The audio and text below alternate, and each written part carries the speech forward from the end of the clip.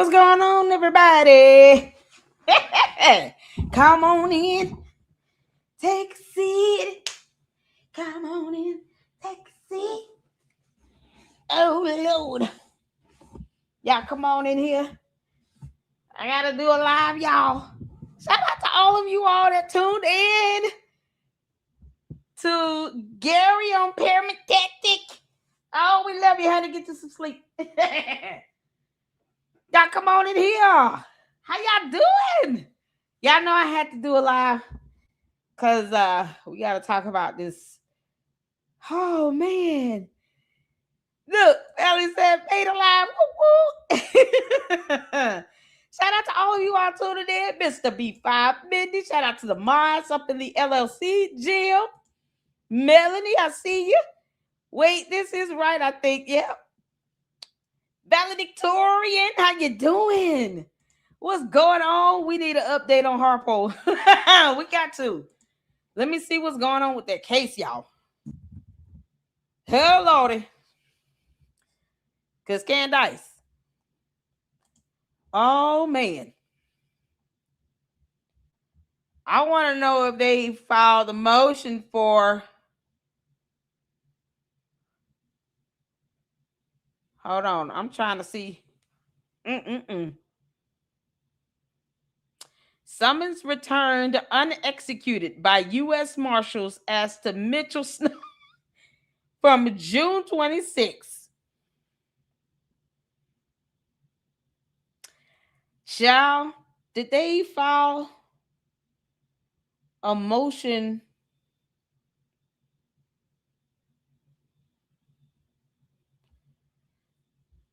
Daniel Horowitz. Wait a minute.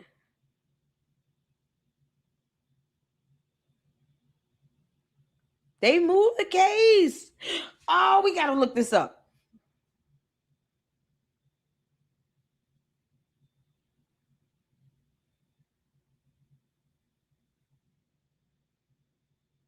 Wow.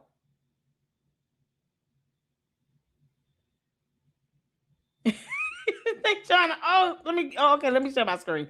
Yeah, I'm sorry. I'm reading this. Let me show y'all what I'm seeing. Oh my goodness. So much. I was hoping for a default.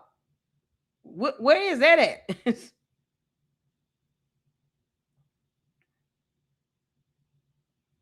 Oh yeah, we gotta do an update on this. Y'all come on in here. Come on in here. We're gonna do an update on this, and then we're going to gotta say bye. What happened? Juju? You all right?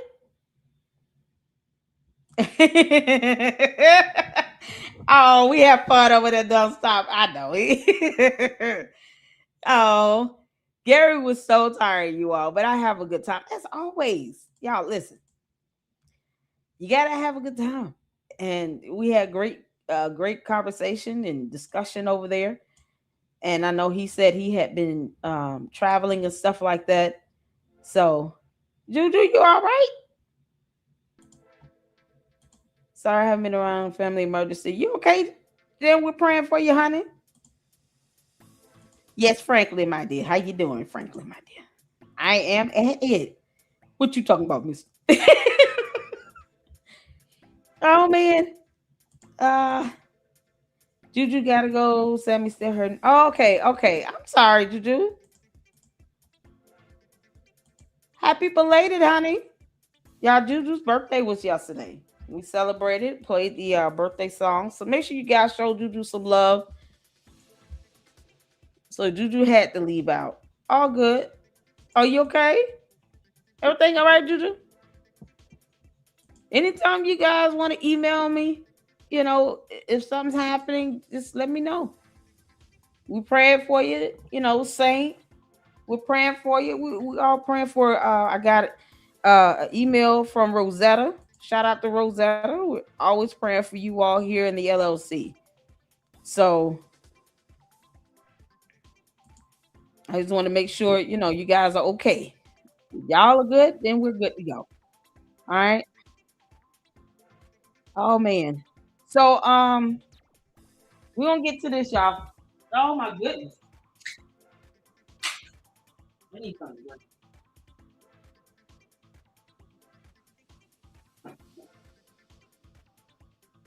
All right, we got to get to this because I was hoping to see.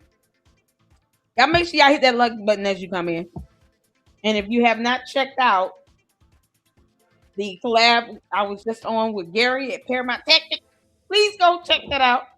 I streamed to the LLC main channel and to Twitter X. So make sure you guys check that out. Right now, we're streaming to both channels on YouTube as well as Twitter X. So wherever you are watching, thank you so much for tuning in. You could be watching anyone else, but you choose to hang out with me. And we bless God for it. Thank you so, so much. And I appreciate the support, you all. Hit that like button as you come in. If you have not subscribed to the Lady Luck Club, please come on over to YouTube and subscribe. We're on the road to 50,000 supporters, and it can be done. So make sure you subscribe, hit the like button, hype it up, and let's get into this. What's going on? Yas is up in the house, okay? Don't stop. I see you up in here. Oh man, it was awesome. It was short, but it was awesome. What's going on, Ashley? I see you up in here. How you doing? Ryan Morrow just got through live streaming. Make sure you guys go and support him and check him out. Raven Grace's post, all the judges accused him, says, yeah, I see. Y'all, oh my God. So, okay, let's go from where we left off at. I see the order down below for the recusal. There is an order granting. This right here is annoying because that's all Candace does. She gets these attorneys and then they're asking for time to, get extensions, and she waited to the midnight hour to get these attorneys. She had 21 days from the date she received the actual lawsuit to file a response or an answer, right? She waits to that 18th, 17th day to actually get an attorney. And then they wait forever to the day before that 21st day would have came up to actually try to file an answer. And then when they file something, they filed the motion for extension of time to respond so that they can add on an additional 10 pages to their answer. And then that motion was granted. Why do they keep letting this happen? Who knows? But it wasn't just the judge being recused. It is going to a different circuit. It moved to Circuit 6. We'll get to that in a second. So we're going to go over this, and then I have a couple videos I want to check out. Twig and Berries got up and testified for Tyler Robinson. I do want to check that out. Just a little bit of that. And then Milk Bar has some new videos out I wanted to check out.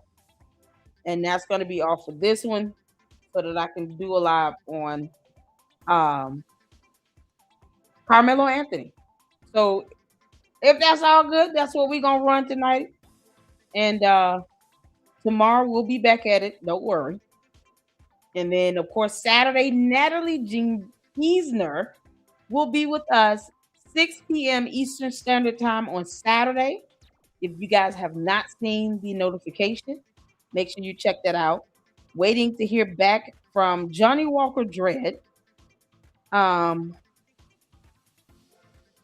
the rescheduling of his collab with us here in the LLC. He was on Jay Witt's podcast. I'm so excited and happy. And so hopefully he continues to, get out and he's able to share his information. Great research, great content. He has very informative. He has been keeping his foot on Rashad Ritchie's neck. Talked about Umar Johnson. We broke down his dissertation together. And of course, he has been reporting on the Anthony Carmelo case. So hopefully he will contact and reach back out. Still waiting to hear back from attorney Dennis Furling, who is a bar licensed attorney that's been covering Carmelo Anthony case. Wanted to get his thoughts on this new motion for the motion for the new trial as a part of the appeal that we do have. It's 193 pages, y'all. Oh my God. So y'all know we gotta summarize it and go through some of it. I don't think I can read 200 pages of that, but we'll go through the bulk of it so that we can get in the facts of, or the background information rather, and see what they're asking the court to do and the premise for the appeal. I think they're trying to go from the angle of ineffective counsel, but that is the reason why we're gonna go through the motion and read and see what's happening with that and go from there. All right. So let's get to this here. This is the order where the judge granted Candace's dumb attorneys the opportunity to add 10 more pages on to her partial motion to dismiss, because it's going to be a motion to dismiss in discrete parts. So if you guys can see here, let me I can just make it bigger. Hold on a second. All right. Defendants Candace Owens LLC, and Georgetown Inc. together movements respectfully move this court under Federal Rule Civil Procedure 6B and Local Rule 6.01A for a 30-day enlargement of time to file an answer or other responsive pleading to include any petition under the Tennessee Public Participation Act, and then they have the statute cited. Movements waived service of process, which request was sent by plaintiff Brian Harpole on May 8, 26. Accordingly, Movement's current deadline to file a responsive pleading is July 7, 26. So she waived service of process. The requested 30-day extension would change Movement's deadline to August 6, 2026. So August 6, 2026, they're saying is when you should expect to see our answer. That's going to be 35 pages. Oh my God. No return of service for defendant Mitchell Snow has been filed with the court as of the date of this filing. Why? Because he's dodging service. Candace, are you going to get your co-defendant to take service in or what? Because according to the docket, that service was returned from the U.S. Marshals because he's a punk ass. You can't make this up, but they want subpoena power and discovery. Boy, this is not the way to get it. You can't make this up. Oh man, so since there's no return of service for Mitch Snow because he's hiding, that has been filed with the court. Move and submit that good cause exists to give them additional time to review, investigate, and respond to the complaint in light of the length and complexity of the complaint, which contains over 150 numbered paragraphs of allegations regarding several months' worth of communications and media coverage and hours of podcast footage. It is their client's fault.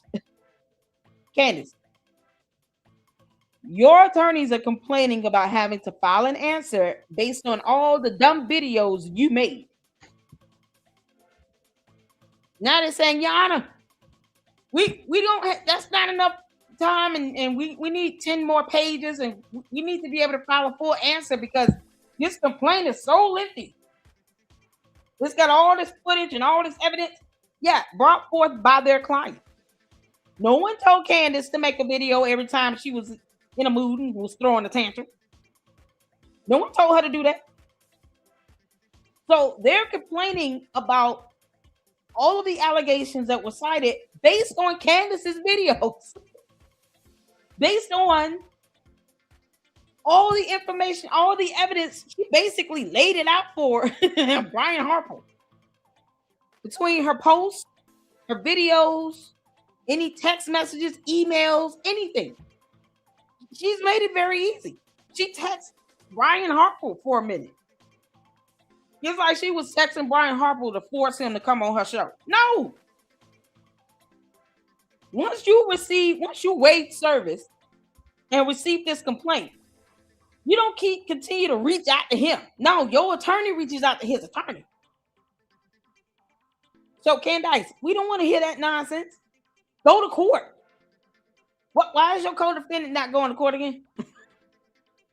Because he wasn't he on a podcast, you all?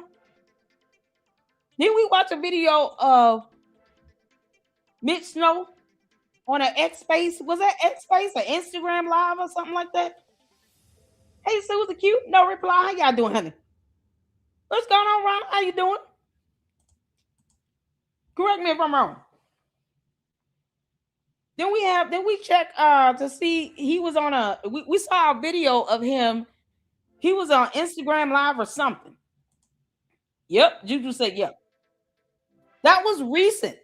What we saw, the video we saw from Artie Trolls. Artie Trolls covered an Instagram Live where Mitch Snow was talking about some bug or something. And it was saying how he thought it was like an AI tech type, high tech type bug. And he put it in a Ziploc bag. That live stream he did was recent. That was not an old stream. And none of those people in that live stream said, hey, why are you dodging service? Are you going to accept service so you can answer to this lawsuit? You talking about bugs and all this stuff and how you gonna call Candace saying, did you send me this water bug cockroach? Candace, I just need to know, did you send me this water bug cockroach? Because I'm about to send this right back to you. It's got a camera in it. Oh, it's transforming. It just turned itself into a pew-pew. Candace, you sent me a water bug cockroach that transformed into a water gun pew-pew. Why you send me this? Oh my God. So Transformers is coming to life in Miss Snow's house. All the cockroaches unite. Optimus Prime will be very upset to find out one of his comrades is sitting in a Ziploc bag in Mitch Snow's house. Mitch Snow got the transformer. He got a transformer bug in the Ziploc bag. You think that the government would want to know that there's some sort of AI bug that belongs to the Autobots? It must be a Decepticon. It had to be a Decepticon. I'm surprised it has not pew Mitch Snow in the neck and put his ass to sleep. What the hell? All this stuff he said in the live stream. You can't make this up, Lord. You just can't make this up. This all happened in the live stream, y'all. Artie Trolls did a video covering that. It was comical. And yet, none of them even said, hey, dude, can you please accept service? The U.S. Mitch Snow, the U.S. Marshal's looking for you. They're trying to serve you this lawsuit. It's a federal lawsuit. I thought you want subpoena power. What happened to that in Discovery? Do you know what Discovery is? Can you spell the word Discovery? He would have had to get off that live stream with me. He wouldn't last 5 minutes. Like, hey, Lady Luck, I heard you can't say, I hate your guts. Oh, okay. Well, I'm going to go. You're an idiot. Can you send us that Transformer Autobot bug, please? Go get that Transformer Autobot. I'm just here for the Transformer. I grew up watching that cartoon as a kid. I love it. G.I. Joe.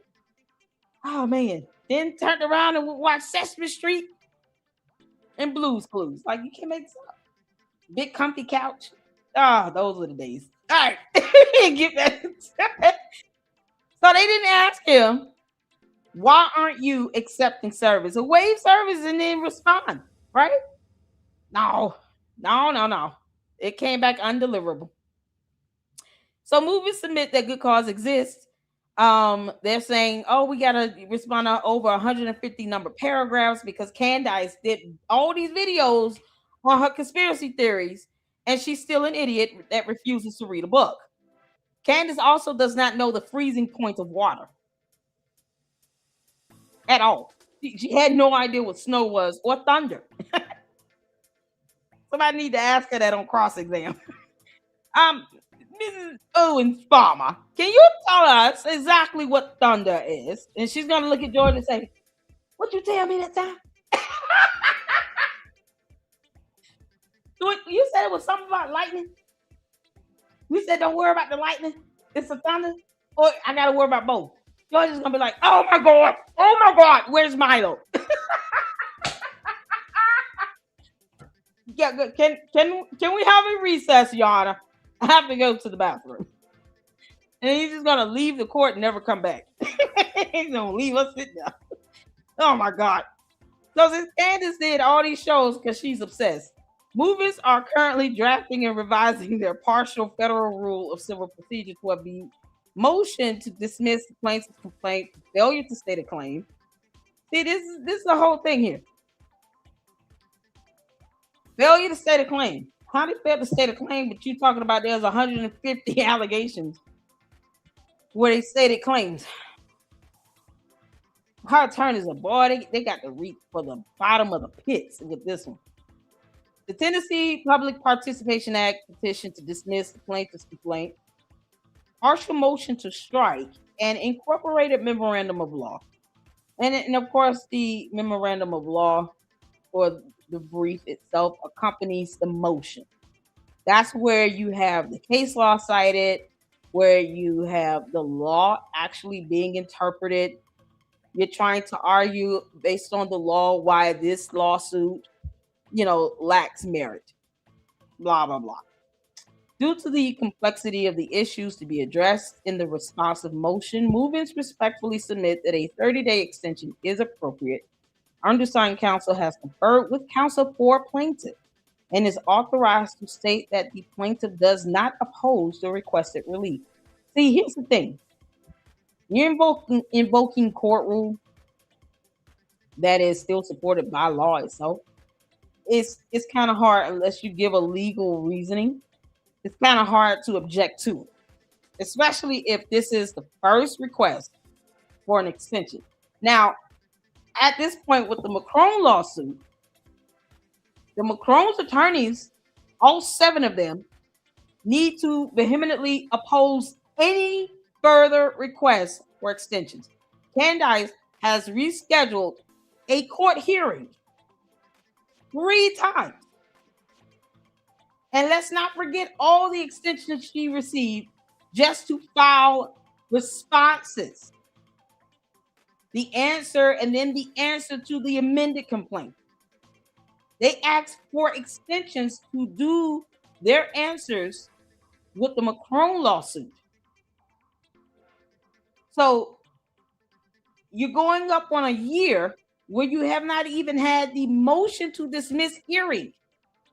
A hearing to address Candace's motion, where she now has 1 attorney left. Candace, you are a bum, you dumb demon. 1 attorney left, because 2 of them withdrew. They're probably sick of this delay in stalling. And it's just a stupid tactic. But the McCrone's attorney need to say, this is enough. Why does she keep pushing back the hearing? She's going to Spain. She went to Russia. She's going to Italy. She's out here getting on both knees in front of George. Like, all this nonsense that she's doing. Well, she could have came to court. Why is it taking this long? This is her motion. This hearing is on her motion. She's the movement in that motion. Same as this. This is their motion. They're seeking to dismiss it because she does not want the smoke. Candace does not want to exchange discovery because she knows that discovery is a 2-way street. And she has no idea what subpoena power is, and I'm not even going to go over that. So, being that it's the first request, and they're saying, oh, it's so long and lengthy, well, it's your client's fault for doing all these dumb videos where she has obsessed over Erica Kirk and Charlie and Erica Kirk's 2 children in TPUSA for 9 months. No one told Candace to do that. She brought all of this upon herself. And we're waiting on Erica Kirk to drop her federal lawsuit upon Candace's head. We'll be here for that. So movers request that the instant motion be granted. And of course, there's a certificate of service. So let's go back. Bada bing.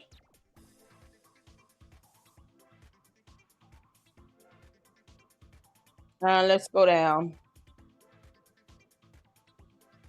Is there a Pro Hawk VJ in here? Oh, oh man. Pro Hawk VJ. Oh, Brian Harpo's legal team just got sacked. So y'all see here, summons returned unexecuted by U.S. Marshals as to Mitchell Snow entered June 26, 26. You got to buy this document. That's why it's not highlighted. So they could not serve him. The U.S. Marshals could not serve Mitchell Snow. But yet and still, this little bum shows up in a live stream with 5-6 other people, and none of them asked him, where are you? And why aren't you accepting service from the U.S. Marshal? You do understand that there's going to be a default judgment entered against you. Because let's be honest about this. Brian Harpo probably could care less about Mitch Snow not being there. Default judgment issued and entered against him, whatever. He wants Candace. And we all want her to be deposed. We all want Candace under oath. Oh, Candace. You dumb alien. We all want you to be placed under oath. Yes, we do. We want you to be put under oath, deposed, and I want you to get on that stand and lie like hell. You can find out what perjury is like and the penalty for such, the hard way. Because you don't know how to tell the truth. Now we want you to test. I want you to get up there and testify and talk long for many, many hours. You know, because your little punk behind can do it on your show where it's pre-recorded and pre-scripted. So I want you to do the same thing, Candace, in court. Go to court. Tell your attorney, I'm taking the stand no matter what. And get deposed. And then I want you to repeat everything you said for 9 months. All of it. Including the dumb lies. Yes, I do. Because you have no idea what you're up against. And yet she wants Tyler Robinson's attorneys to contact her. Oh, okay. Candace, they know you lie like hell. You really think they would sit here and let you come in and actually mess it up for that? We don't care. We all want him to be found guilty. There's enough evidence for that to happen. And if he gets put to death, that is the penalty for what he's done. But you really think Tyler Robinson's attorney is going to reach out to a pathological liar named Candace Owens? Candace, you lie like hell. They don't have time for you going in talking about I believe, I feel, I think. They're going to be like, objection, objection, objection. Speculation. We don't care about that hearsay. We don't care. They're going to object on so many things, it's not even going to be funny. All you're going to do is go in there and waste time. And then for you to think you're going to do that and be so smug about it in front of Erica Kirk's face, now we're going to cuss you out for days to come. This heifer is out of her mind. This dumb alien has lost whatever brain she thought she had. Can't make this stop. Candace, that is a no. Tyler Robinson's attorneys did not go to law school, take on that case to put a pathological liar on the stand, and then think somehow the jury won't come back and find him. They might find him extra guilty. Guilty of murder and guilty for allowing that dumb idiot to get on the stand. He getting 2 death penalties. Just because y'all let Candace come in here and spit all that nonsense out. Didn't nobody want to hear that? We can watch your show. We want to hear you here and lie. Candace, all that stuff you've been saying for 9 months, all you're going to do is repeat it in court. And all of that will be objected to. You going to go ahead, ball. She go, oh, man. Candace, just because. Yeah, go ahead. So you can botch it. Just make this up. She thinks she's going to help. Candace, you can't even pronounce the word accolades correctly. Or beret or bureau.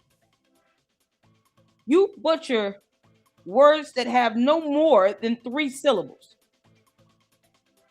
And you actually want that bad, horrible English grammar put on a court record? That you're going to give Tyler Robinson an appeal just because that record is going to be obliterated. They're going to be trying to figure out, what was she saying in this? Was she saying a pregnant? She means pregnant. She's pregnant? She said a pregnant. Lord, I thought it was Prego. Like Prego, like the sauce. That court reporter is going to be mad. The court reporter is like, hell no, get off the stand. I can't, Your Honor, I'm sorry. I have to object to this. Court reporter is going to object to Candace. I don't understand the words she's using. Her English is so jacked up. It's just awful. I have to keep trying to figure out why does she keep saying barrette? What barrette? What's the barrette? Acolyte? What does that mean? She thinks she has subpoena power. The court reporter is going to object to Candace. Because that poor court reporter is going to sit there and try to figure out, oh my God, I can't believe she's butchering the English language.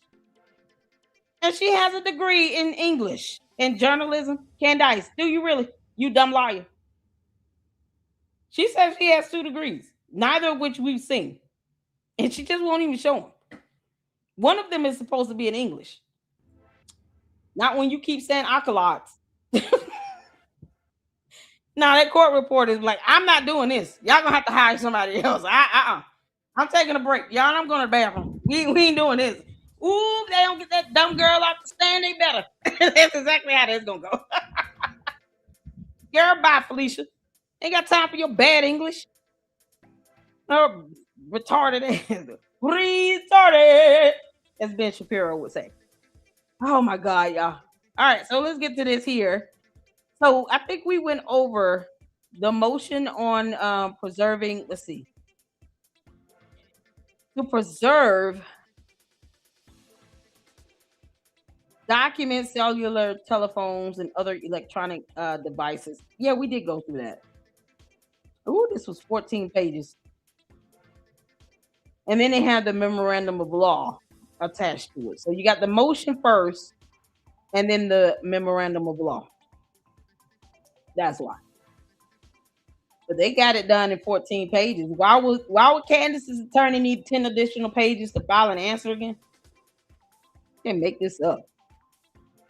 So they're basically asking the court to ensure that Candace and Mitch Snow preserve all their evidence in accordance with court rule, as well as the law. Typically, it's to be expected that you're going to do that, but they're saying, okay, Mitch Snow is hiding from the U.S. Marshals. Somehow he showed up in a live stream somewhere, but he won't accept service. And more than likely, he's not going to answer, and it's going to lead to a default judgment. It does not mean that they cannot use the discovery or any evidence regarding what Mitch Snow has said in this case.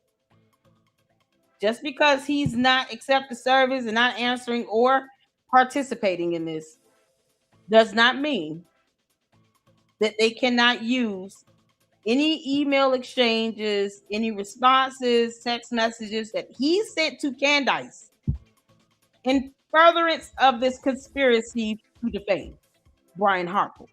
Does that make sense? Hit the phone. Plus, he got in a whole video and chose to go on her platform and say all that he said. So you all see here, this is a footnote here. Defendant Snow publicly stated he gave everything to Candace Owens. The Exhibit A. He further publicly stated that the phones, plural, are locked up in safety deposits. The Exhibit B. Whatever everything means and whatever phones he is talking about need to be completely and immediately preserved. They're saying he made it seem as if first he said he got vetted by Sloppy Joe Kent. Y'all remember that? He said in a separate video, Sloppy Joe Kent vetted him. I would not be shocked if they had Sloppy Joe Kent subpoena just to testify to what this vetting looks like and why would he need to be vetted to go on some random blogger show. Because Candace is not an independent journalist. She's not even smart. So who needs to be vetted to go on her show? And why would someone that worked with the federal government, because, you know, it's the hypocrisy for me. Someone who worked with the federal government, Sloppy Joe Kent, correct me if I'm wrong, worked with both the CIA. No, he was the director of the National Counterterrorism Center. Someone holding that type of position that required a security clearance had to vet Mitch Snow to go on Candace's show. Why? Why would he care who goes on some random podcaster show? She's a blogger. She's a gossip blogger. Hey, Colleen. Hey, Nikki for Freedom. I see y'all up in here. What's going on, Ashley? Thank you so much, Susie Q. So, think about this. He stated Sloppy Joe Kent vetted him just so he can go on Candace's show. The National Counterterrorism Center's director has no business vetting any regular civilian. Thank you so much, Nikki, for Freedom. I appreciate it, girl. No business trying to vet a regular civilian to go on some podcast show. That's so highly inappropriate, it's not even funny. And he did this while he was serving in his position. Keep that in mind. Sloppy Joe Kent, according to Mitch Snow, Sloppy Joe Kent vetted Mitch Snow while Sloppy Joe Kent was serving as director of the National Counterterrorism Center. Why? It doesn't make sense. And that's like Kosh Patel betting me to go on Gary's show. Why would he need to do that? Why would he need to do that? Why would Kosh Patel, the FBI director, need to vet me before I go on Gary's show with Paramount Tactics? It's so crazy that, you know, yes, Nikki for Freedom, tell him to email me. We can make that happen. Shout out to him. And it's so crazy for Mitch Snow to say that. He admitted that. Joe ain't no Clark Kent. He sure ain't. But he somehow, Sloppy Joe Kent, vetted Mitch Snow just to go over there and lie along with Candace on Candace's pre-scripted, pre-recorded show. So Sloppy Joe Kent knew in advance that Mitch Snow was going on Candace's show. Does that make sense? That speaks to intent. That wasn't some fly-by-night. Oh, he just called me out of nowhere. Here's the call log. Here's the text. I had no idea this was happening. No, this was premeditated. This was pre-planned for the director of the National Counterterrorism Center to vet someone to go on Candace's show to lie about seeing any person on a U.S. military base. That is absolutely beyond the scope of his job. And he wonders why he's under FBI investigation. Now Sloppy Joe Kent, who threw a tantrum and quit, is under FBI investigation. And people are like, well, what? Why does he think he released sensitive confidential information? What do you mean? Why would he vet anyone to go on Candace's show? And this is according to Mitch Snow. So either Mitch Snow is lying on Sloppy Joe Kent, Well, Sloppy Joe Kent is going to have to say that he lied about betting somebody. Because what good would it do for Mitch Snow to even say that? Unless Mitch Snow is really that retarded. He knows that there's a penalty incurred for saying someone like Sloppy Joe Kent, who held that high position that required a security clearance, vetted him so he can go over there and talk to Candace and gossip with Candace and lie like hell. And Mitch Snow has not denied that. I haven't seen it. Has anyone seen a denial from Mitch Snow? From Sloppy Joe Kent? Sloppy Joe Kent has not denied what Mitch Snow stated about being vetted. So if you all see any pushback or denial from Sloppy Joe Kent, let me know. Because I haven't seen it. I have not seen or heard Sloppy Joe Kent come out and vehemently say, I did not bet Mitchell Snow to go on Candace Owens' show for any reason whatsoever. Here's the video he said where he claimed that I betted him. He lied like hell. I didn't do that. I haven't seen it. I have not seen it. So imagine now Brian Harpool saying, okay, cool. So you claim that Sloppy Joe Kent betted you so you can go on Candace's show? What did Sloppy Joe Kent discuss with you? How involved is he in this matter? Y'all see where I'm going with this? If the FBI director, Kash Patel, serving as the FBI director, is somehow associated with having, if I come out and say he betted me to go on Gary's show, because that's not something people say normally. Like reasonable, normal, same-minded, normal thinking people don't just say stuff like that, right? You don't say stuff like that because that's something that you would have to prove at some point. Somebody's gonna call you and say, you said Joe Kent betted you to go on Candace's show for what? When did she do that? What's the date and time? What else should I talk about? Yeah, because we ain't playing that with him. He under FBI investigation. We think he leaking out secrets. At some point, that's gonna come back and bite him in the butt. And he's gonna have to actually explain it. That's just a dumb lie to tell. And it's not a normal thing people think to come up with. Yeah, I got vetted to come over here. What do you mean you got vetted? Why would anyone bet you outside of Candace and her dumb team of morons that can't read and George Farmer and maybe Milo? Andrew Tate. Anything beyond them. Why would anyone beyond Candace's team bet you to go on her show? Why would the director of national counterterrorism vet you to go on her show? For what? She could have just showed us his DD-214. If you want to prove he was in the military, she could have showed us some surveillance camera footage to prove that he was there and shown us any video or photo to prove that he saw Brian Harpool or Erica Kirk on a military base. They couldn't even give us the full incident report of him being kicked off. They should have whooped his ass of him being kicked off the military base. And yet he said Sloppy Joe Kent betted him. Now that speaks volumes about the credibility of Sloppy Joe Kent. He has none.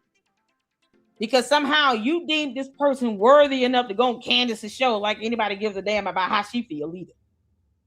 But Candace does not represent the Center for National Counterterrorism. So why is the damn director putting his nose over here on a podcast show, vetting anybody that goes on her show? Why are you doing that? That would be the same thing people would ask if I were to say Kash Patel vetted me before I went on Gary's show. They'd be like, why? Why are you being vetted by the FBI to go over there on Paramount Top? Like, y'all see how crazy that is? But Mitch Snow said that. So now, Brian Harpool's attorneys, and I'm sure they're listening, I could subpoena his ass. Because now, Joe Kent, Sloppy Joe Kent, guess what? He's a regular civilian. Oh, Sloppy Joe Kent, you dumb. He's a regular civilian. His security clearance does not cover him.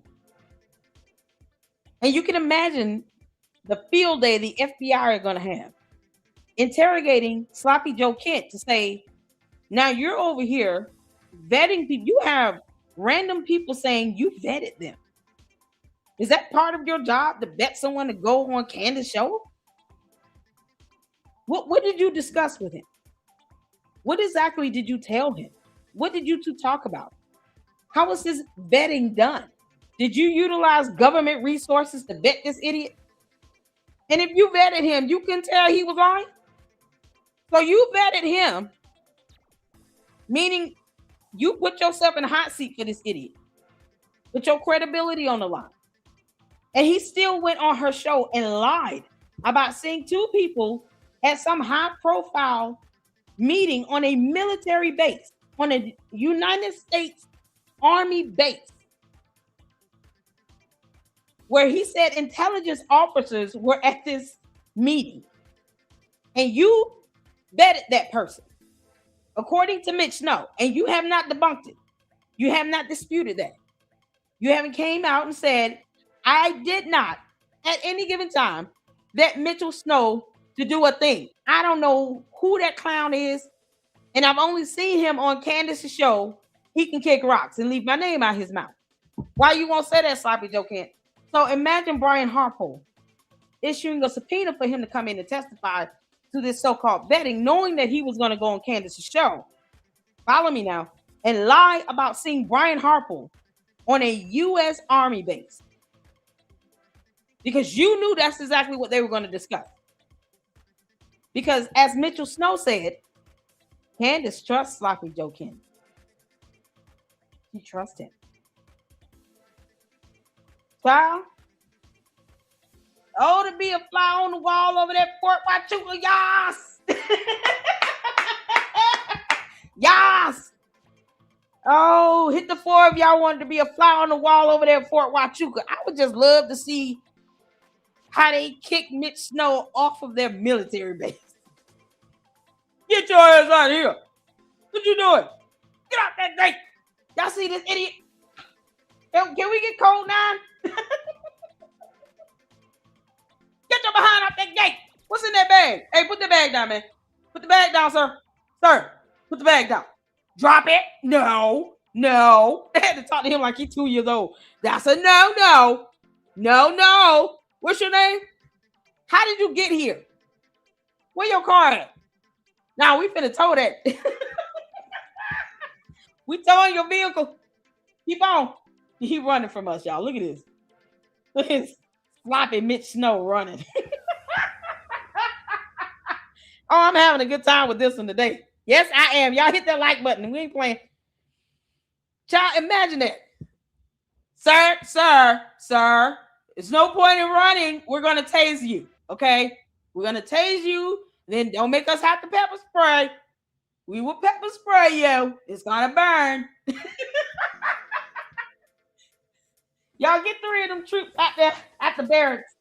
They having child time. Y'all tell them to come out here. We need their help. Yeah, tackle this clown. Look at him trying to climb the fence. His pants falling down on his lumberjack butt.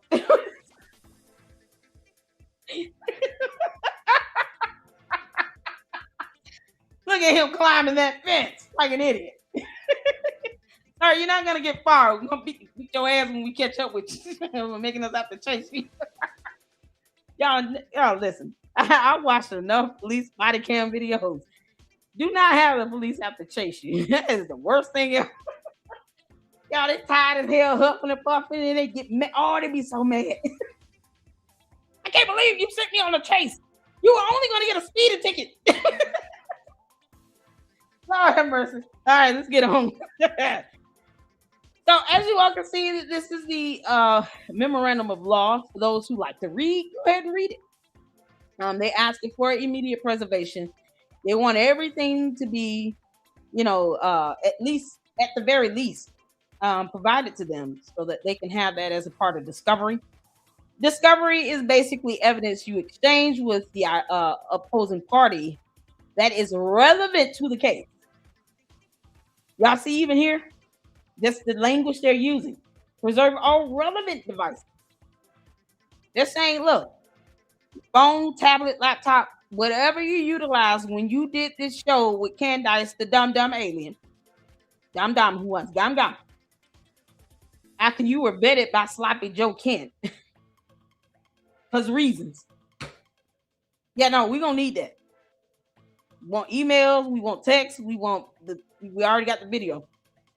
Any other calls, recorded calls, or anything? Candace, did you record your calls with Mitch? No. I hope you did. If not, you're an idiot. Because then it's gonna be your word versus his. You might turn around. Y'all, wouldn't it be funny if Mitch Snow turned around and sued Candace? I'm suing her because she caused me to get a lawsuit.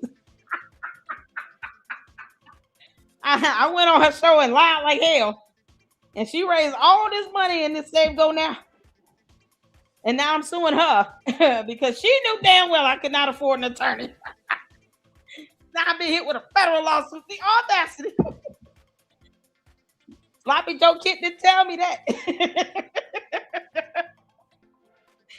Oh, Lord. Candace, I hope he doesn't. Just for the entertainment of it all.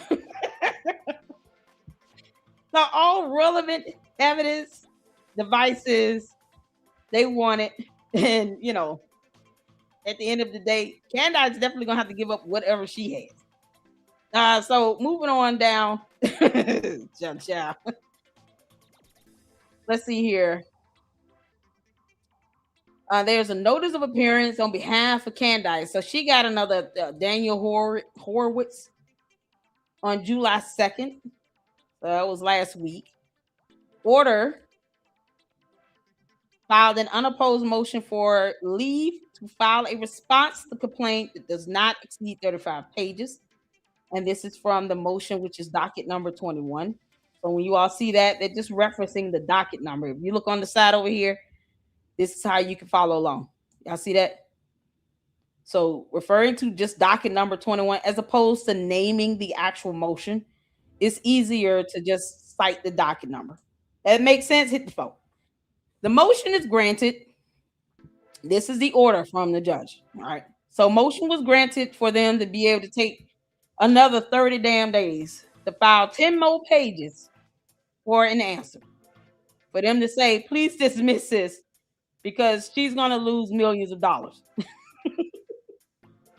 Plaintiff has filed a motion for an order requiring defendants to preserve their documents, cellular, telephones, and other electronic devices pending this litigation. And of course, they reference docket number 24. That motion at docket number 24 is denied. Signed by the magistrate judge Luke A. Evans on July 6th, 3 days ago. What was that denied for? I don't know. I would have to buy the main document, order on motion for leave, and order on motion for miscellaneous relief. I would have to buy. I have Pacer, you all. I would have to purchase it. I guess I have to do that, and then that way I can show you all tomorrow. So, Maz, email me and remind me to get the orders from Pacer. Just remind me on that, and that way I can, when we're done, I can go ahead and just get these documents that are this notice of appearance. Whoever Daniel Horowitz is, yeah, he's choosing to represent Candace. Luck with that. But I definitely want to get this order on motion for miscellaneous relief because I want to know why they denied that. Unless it is being deemed as redundant, seeing that you do have court rule and the law regarding preservation of evidence. I just want to know what the judge had to say as their response. Then you have Tennessee State Bar status verified for Daniel A. Horowitz. So that's that. Order of recusal. Y'all, this was docketed on July 6th or July 8th. There's an order of recusal.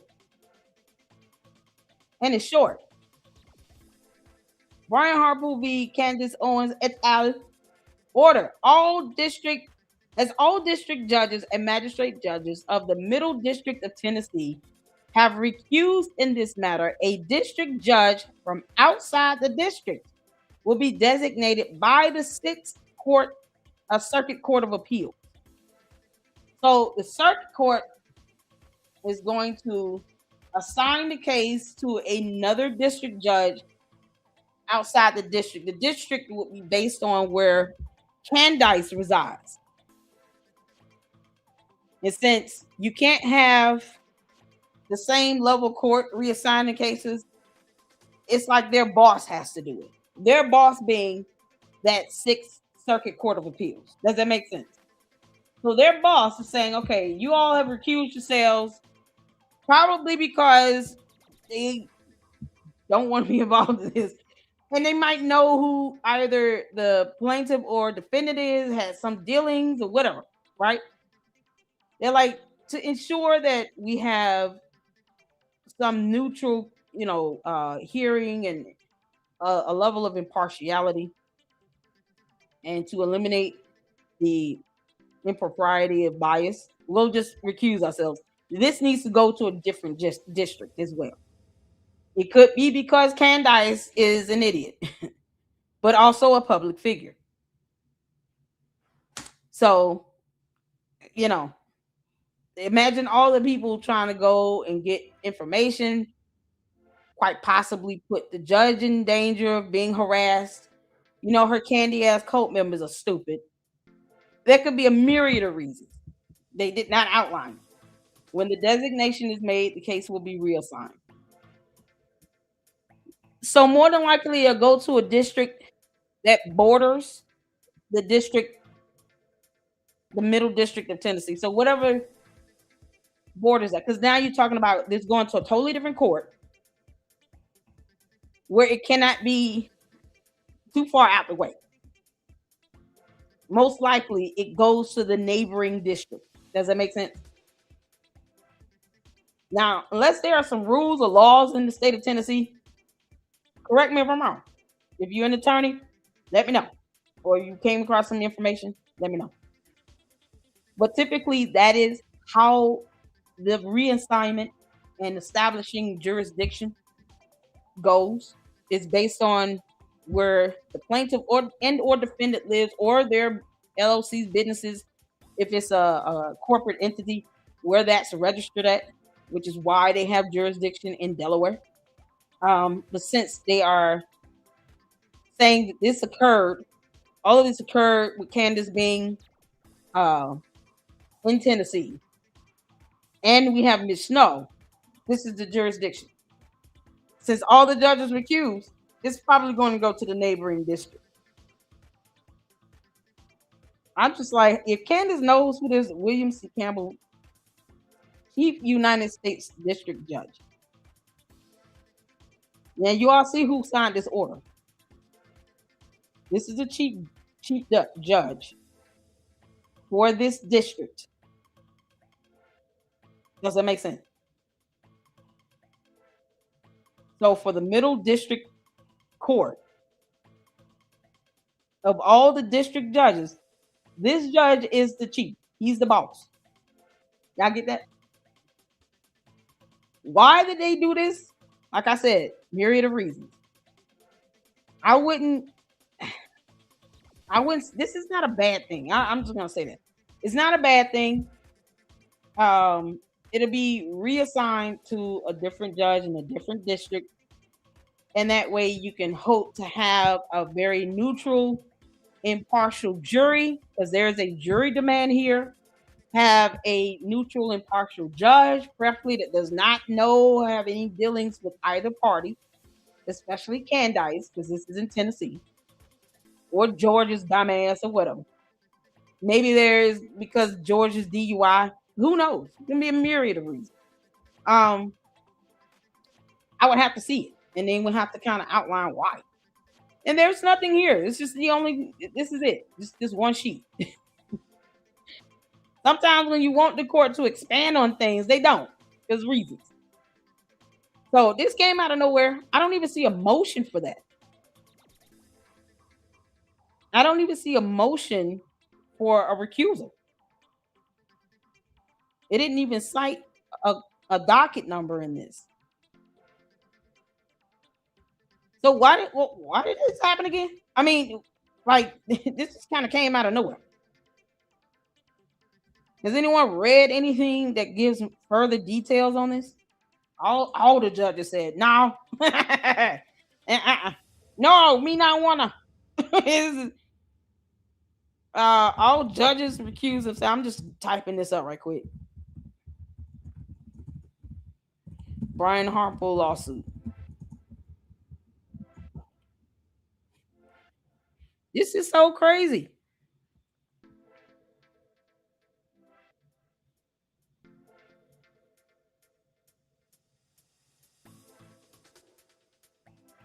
Every judge, this is so crazy.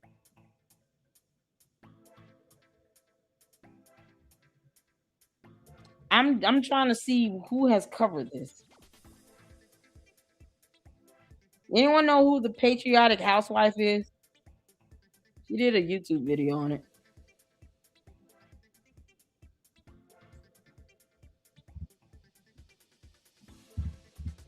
Y'all let me know if anyone knows. Hold on. Let me see what's over in the comments. No reply, you here? Where's no reply or Mindy? Y'all have any information? Francisca? Anybody know more about why this happened? This is so crazy. And even if it's being reported as mysterious. Like what?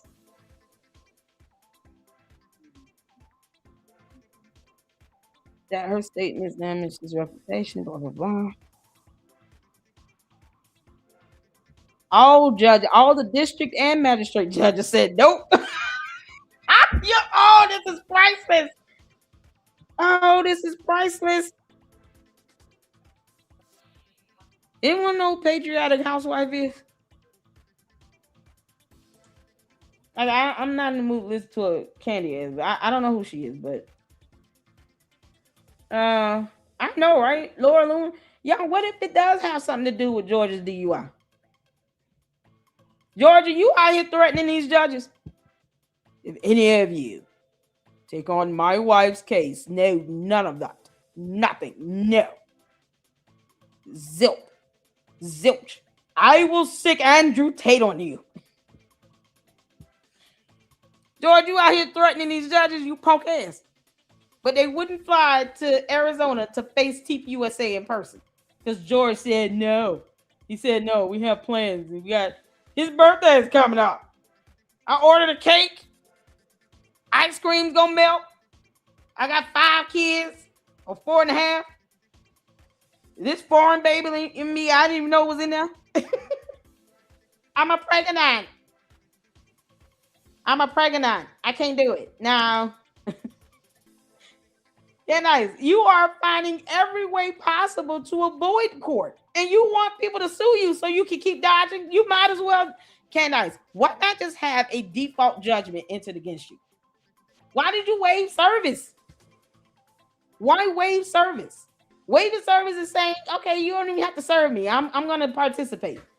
That's what that Tennessee Public Participation Act is. I'm going to participate in the proceedings and I'm going to get representation and I'm going to defend myself and blah, blah, blah. Why? And you have all the judges recusing themselves. You have like 5 birthdays. Hey, see, Susie, I see you up in here. I'm a pregnant. So all the judges got to recuse because Candace is a pregnant. Can't make this up. This is so crazy. Oh, Lord have mercy. If no one's heard of patriotic housewife, she covered this. I don't know if she's an attorney. Lady, who are you? I'm trying to figure out.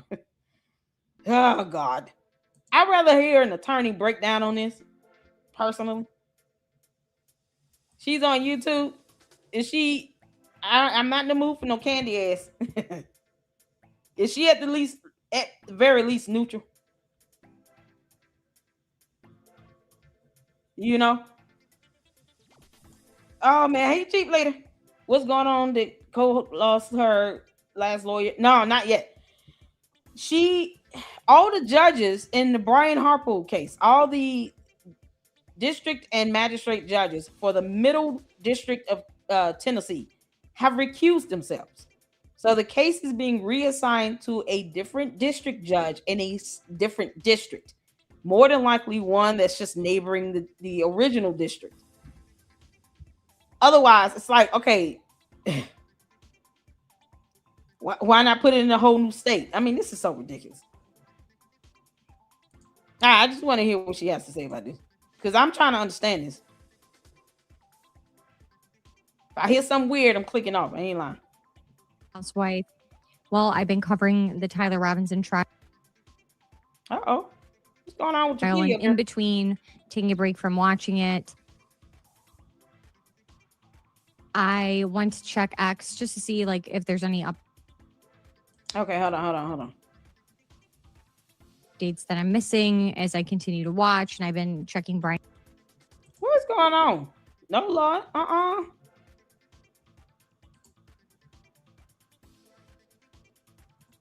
on, y'all. I don't know what happened. I don't blame you. It's been a very boring until Lance Twiggs, video testimony and a few other things. And very just dry in general. But anyways, I decided to check X and I came across the best news and the craziest news. And I wonder what Turning Point's going to have to say about this. Best news? Oh, okay. Yeah, no. How is the best news? You know what? The thing is, if nothing else, it will hopefully ensure that there is a fair trial. It's still a jury trial. There's a jury demand. So the judge will be irrelevant. That's why I just want to know why they all recuse themselves. Like maybe George Farmer is threatening everybody out there. Candace is pregnant. She's having my baby. All of you have to recuse yourselves, or I'll have her break water in your courtroom. She's going to leave her yeast infection stains on your bench. All of them recused, like out of nowhere. So at the very least, on the flip side, you can only just hope that this increases the chance of Brian Harpo having a fair trial, with a well-versed, smart, neutral judge, and get a fantastic jury, because it's a jury demand that will give some sort of ruling based on the finding of fact, law, and evidence, and nothing more. So if this turns out to be the best thing ever, and he still wins, then what? Candace is gonna be mad. Oh God. All right, y'all, because what I don't have time for is the nonsense. So Milk Bar TV put out a series of new videos. Twig and Berries said something about Tyler Robinson. And I want to... The conspiracy theory is that Tyler Robinson... Hold on, y'all. Let me slow this down. I appreciate you all tuning in. Hit that like button if you have not. If you have not subscribed to the Lady Luck Club, make sure you are subscribed. Also to my second channel, Lady Luck Club with Sweet Tea. And of course, I am streaming now to X because I bought that BS subscription. Y'all, it's like $20 a month for only 2 months. Lord knows what it's more than YouTube. My YouTube subscription is, I don't even think it's more than 15. X is at a discount of $20 a month. Elon Musk is greedy as hell. His rich ass. You can't make this up. All right, y'all. I just want to make sure you guys can see. If you can see in here, hit the 4 for me. Let's get to it. The conspiracy theory is that Tyler Robinson, who did not attend UVU, had never been on UVU campus, packed up his car that day jumped onto a rooftop, figured out how to like jump around like Spider-Man, and just knew exactly where Charlie Kirk would be seated. No, it's the lone shooter who had never been on campus, who climbed the roofs like Spider-Man. The piss poor narrative that you came up with that had kids who had never been to campuses scaling the rooftops like Spider-Man. Tyler Robinson is scaling the rooftops like Spider-Man. Never been to the campus, but he somehow knew how to scale the buildings, running around like Spider-Man. This is an image. Who told her that he's never been on the campus? Candace, is that what he told you? I'm just asking questions. Was it before or after you paid him, Candace? How much did you pay him again? I don't understand why Candace is having a hard time giving me my $7,000. Where's my check? Got school clothes to buy.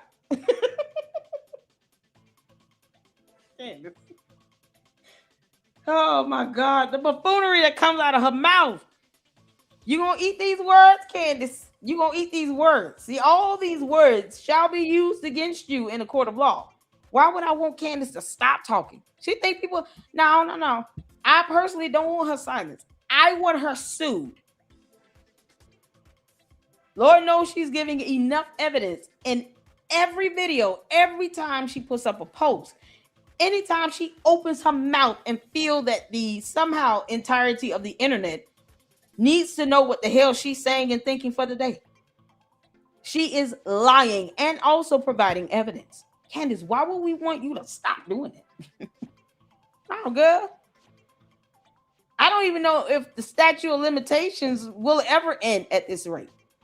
I forgot to say that on Gary's show. He mentioned the statute of limitations. Well, see, here's the thing. Just like with the Macron lawsuit, when she doubled down after getting the Macron lawsuit, what was the first thing they did? The Macrons. What did they do? 5 points if you can get it right. When Candace got served the lawsuit from the Macrons and she doubled down, what did they do in return? Let me know in the chat. What did the Macrons do after she doubled down? Mindy got the 5 points. They filed an amended complaint. So keep this in mind. At this point, the Macrons and Brian Harper is like, every time you talk, we can just add on to this. Your attorneys still have yet to tell you, shut up, Candace. Because they're already asking the court for extensions to add 10 more pages to essentially a motion to dismiss, motion to strike, because they feel that there is no claim that has been stated, even though there are sufficient claims stated. They outlined exactly how she violated federal laws and how they are entitled, Brian Harper is entitled to damages. You're not going to have a lawsuit like that so meticulously well done and prepared,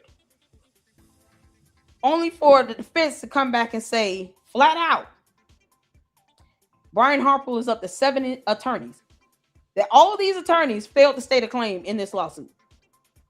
And then when she gets served the lawsuit, just like she did with the Macrons, what did Candace do? She doubled down. This is her pattern.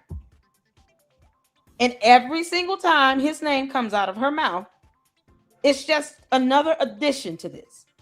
So it's hard to determine the start of this timely filing statute, like as far as what was the first official day the courts would count as being day one in order to determine if the timely filing would even run out. It's hard to determine that because she continues to double down every day. She says something or posts something that does nothing but add evidence to Brian Harper's lawsuit. And it's certainly going to have Erica Kirk and TPUSA's lawsuit stacked. They've sent this girl at least 2 or 3 cease and desist. And what they outline and lay out in those cease and desist is going to be part of the foundation for a lawsuit complaint. So how do you know where to begin when she started this onslaught of conspiratorial BS and defamation, conspiracy with intent to defame? You know, what would be the first official date? I mean, one would ask, would it be the day she had Mitch Snow come out? Who knows? Because that's who they're suing as well. He's a co-defendant.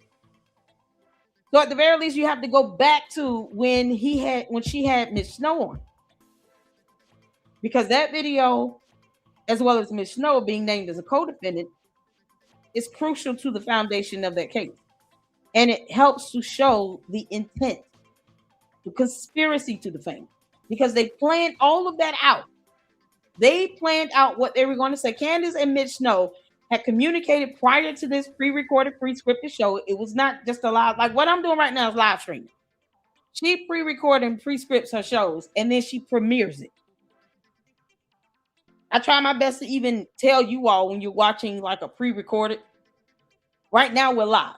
All of this is off the top. Candace has the inability to do that because she can barely speak English. I'm pregnant. But the time, as far as the timeliness filing, at the very least starts to the day that he came on her show. Here's another reason why preservation of evidence is relevant, because now they can get that communication and show the first day they actually even communicated with each other. There lies the start of the conspiracy. Does that make sense? Hit the four. You got to have a starting point with this when you're talking about a conspiracy where they intentionally and knowingly, willfully, wantonly decided they are going to defame Brian Harple and Erica Kirk. So naturally, it will be reasonable to say, at the very least, the first date is the date they first communicated with each other. Not necessarily him reaching out to her, as she claims, but when she responded back and they had an exchange of communication. Does it make sense? That was last year. Wasn't that last year when Miss Snow came on? Anyone know the day of that show? What was the date that video was released? Was it November last year? Hey, Wyoming gal, how you doing, honey? Good to see you. Mira Kay, I see you up in here, Sal's. Shout out to you, Jim. Thank you so much. Anyone remember the day he came on Miss Snow went on Candace show? Y'all hit that like button. At least tell me the month. I don't want to stop the video. One of y'all please confirm the month that Mitch Snow went over to Candace, because that would be the start of this, you know, as far as the clock running out. But this is why I say Erica Kirk needs to go ahead and file, because she can always do an amended complaint. Because Candace will not stop obsessing over this woman. If anything, once Erica Kirk files her federal lawsuit against Candace, you can rest assured Candace will double down. And then they can do an amended complaint and add on new allegations from there. But filing the initial complaint is crucial so that you do not run out of time. Because if you're going to argue conspiracy and name Mitch Snow as a co-defendant, then you have to go back to the date he was on Candace's show. Does that make sense? You need to be sued into oblivion. I'm here. I'm with you. Jacqueline, thank you so much. December. Well, let's just say it was December. That's, you know, a whole year would be December of this year. December last year, January of this year, you know, theoretically, it's only been, what, a good 6-7 months. If they have 12 months to file, she will still have until November, December, the earliest. So everything that Candace is doing and saying between the first day Mitch Snow was on her show until, let's say, December 1st of this year, all of that can be included in the lawsuit. Because you're at least going back to the first time they had interaction. So I cannot wait. Grok says 18th and 19th. Yeah, so they theoretically, Erica Kirk and TPUSA, whomever else are going to sue her, as far as this timely filing limit, would have at least 12 months. So they have up until December of 2026. Now, has she said derogatory things before that? Hell yeah. But if you just want to give a reasonable start date, it would definitely be the day Mitch Snow went on December. Then she has time. I just hope she follows through on it, because otherwise, this is putting a huge target on Erica Kirk's back. This girl is getting death threats. You have a whole report being put out about the danger of Candace and her stupid rhetoric. And I've been saying for 7 months, Erica Kirk needs to get a protection order, a restraining order against Candace, or even an injunction for harassment, at the very least. That way, when she does sue, she can say, look, Your Honor, I had to go to court and seek a protection order because this dumbass girl put a target on my back. I received more death threats. Her cult members were mad because I canceled an event with the vice president at UGA. They were mad about that. But then he turned around and said, I need to go home and be with my kids. Make it make sense. So when I go home to be with my kids, they're not happy. When I decide to go back out again into the public, knowing that this security threat has not gone away, it is not diminished. And Candace is lighting flaming the fuse. He's lit the building on fire. And she's running around, dancing around it, happy as hell with her evil ass. Now that led me to have to get a protection or restraining order. That makes her case even stronger. To say this woman not only defamed me, but she did it with malicious intent.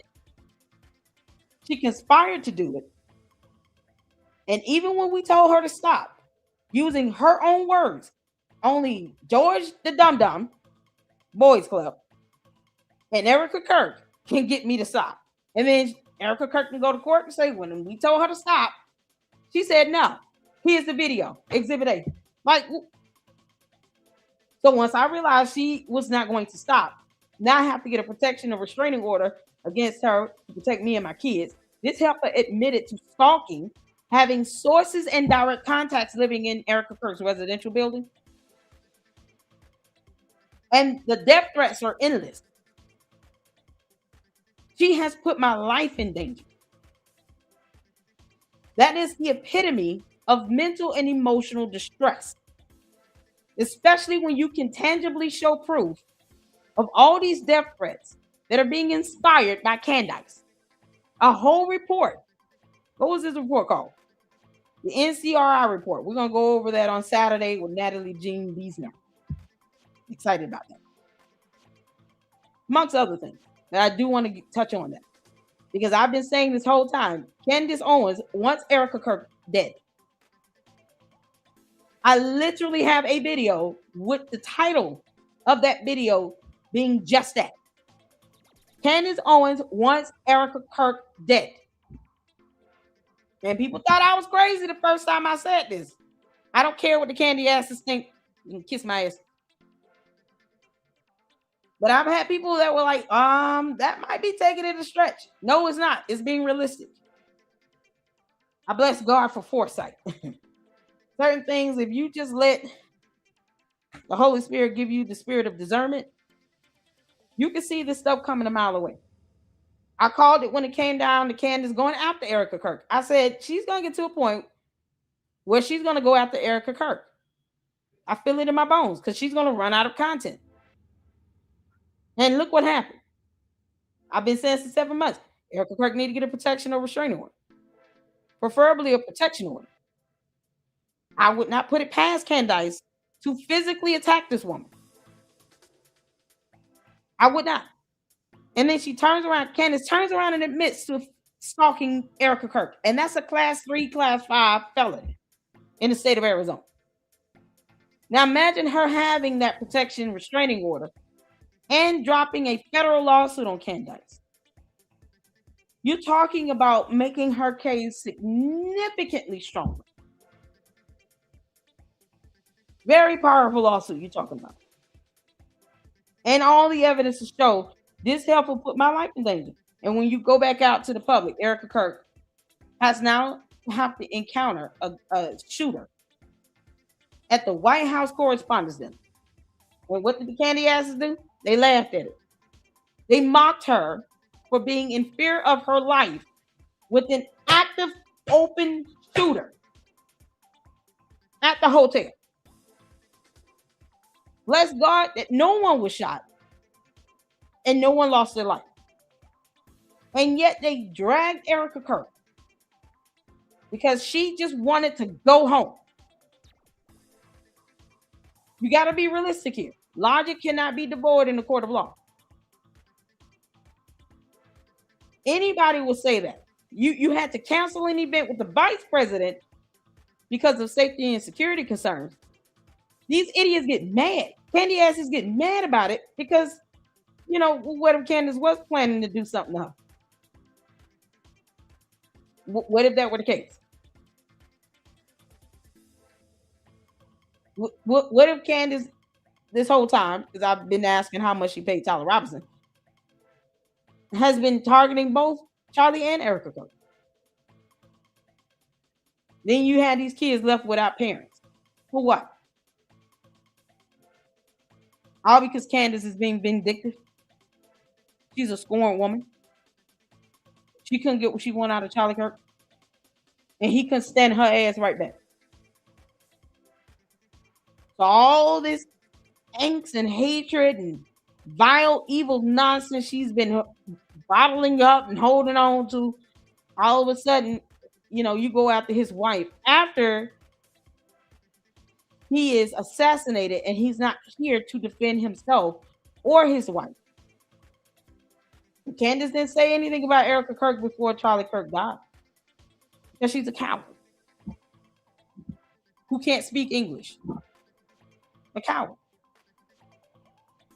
Even Erica Kirk can definitely utilize that 4.5-hour conversation to her advantage. Now, we went out there. We wanted to make sure we covered our bases with being able to prove malice intent. She's a public figure. We wanted to make sure we dotted our I's and crossed the T's. But I'm really hoping and praying she does not. Well, I prayed about it, and I'm not in the mood. She's gonna have to do this.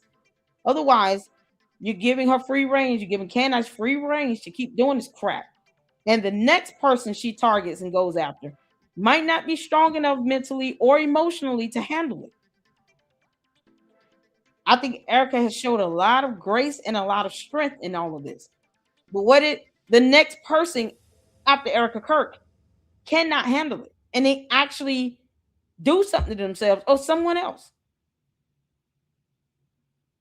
Sometimes we take action to prevent it from happening to the next person, to prevent more victims being traumatized, being attacked, being doxxed, because that's a cybercrime. People need to actually report these idiots out here doxing people to the FBI. That is a cybercrime. Report their asses to the FBI. And then let the FBI go from there. You have credible evidence. Once they get your complaint, and if it gets approved to move forward with an investigation, especially if you have several complaints coming in for the same people, they will investigate it. It just would be overwhelming and it'd be too hard to look away. Report them to the FBI. You don't owe them anything because they didn't care when they doxed you. They didn't care that you've got put into, danger, because now you got these crazy ass Candace cult members knowing where you live, all because you're calling their cult leader a demonic alien who lies like hell. How does that change the situation of what happened to Charlie Kirk? He was assassinated because Tyler Robinson didn't like what he was saying. So what? And yet the candy asses follow in the footsteps of Tyler Robinson. Yeah, we're going to come after you because you don't agree with our cult leader. We don't have to be in your dumbass cult. First of all, we read here in the Lady Luck Club. Candace is not. Secondly, we have the right to have our own opinion. We have freedom of speech and expression. Independent journalists like myself have freedom of the press. No one owes Candace or her dumbass cult members a damn thing, not even a response. And I've always said if Erica Kirk responds, she needs to respond through the court, through an attorney. Period. She should have went to Tennessee trying to somehow get Candace to read something with an attorney. That way you let Candace Owens know I'm not for play, girl. Because I didn't have to come out here. But if I come out here because Megan Kelly is a punk ass and thinks that she facilitated all of that. Megan Kelly wants credit for that. There you go. You got it. So Megan Kelly's dumbass facilitated that exchange only for Erica Kirk to be subjected to more ridicule and attacks. So Megan Kelly can kick rocks as well. This is why we have the court of law. File FBI complaint. You're going to sue Candace, sue her into oblivion. But do it. And I truly hope Erica Kirk gets it in and gets it done before December. That way, she can, because, who knows how long the murder trial is going to take. They haven't even entered a plea yet. So, don't rely on the murder trial coming to an end first. Get it done so that you can have the statute regarding limitations not be a problem. That's I had to get all that out. But it's just like I don't want to see anything happen to anyone else because Candace is an idiot. But there are measures in place, and there's a way to kind of safeguard yourself, especially if you know Candace is quite capable of doxing people. She does not care. And her cult members don't either. And yet she gets mad when someone puts up a photo of anybody on her team. Or says, I hope your daughter does not end up like you.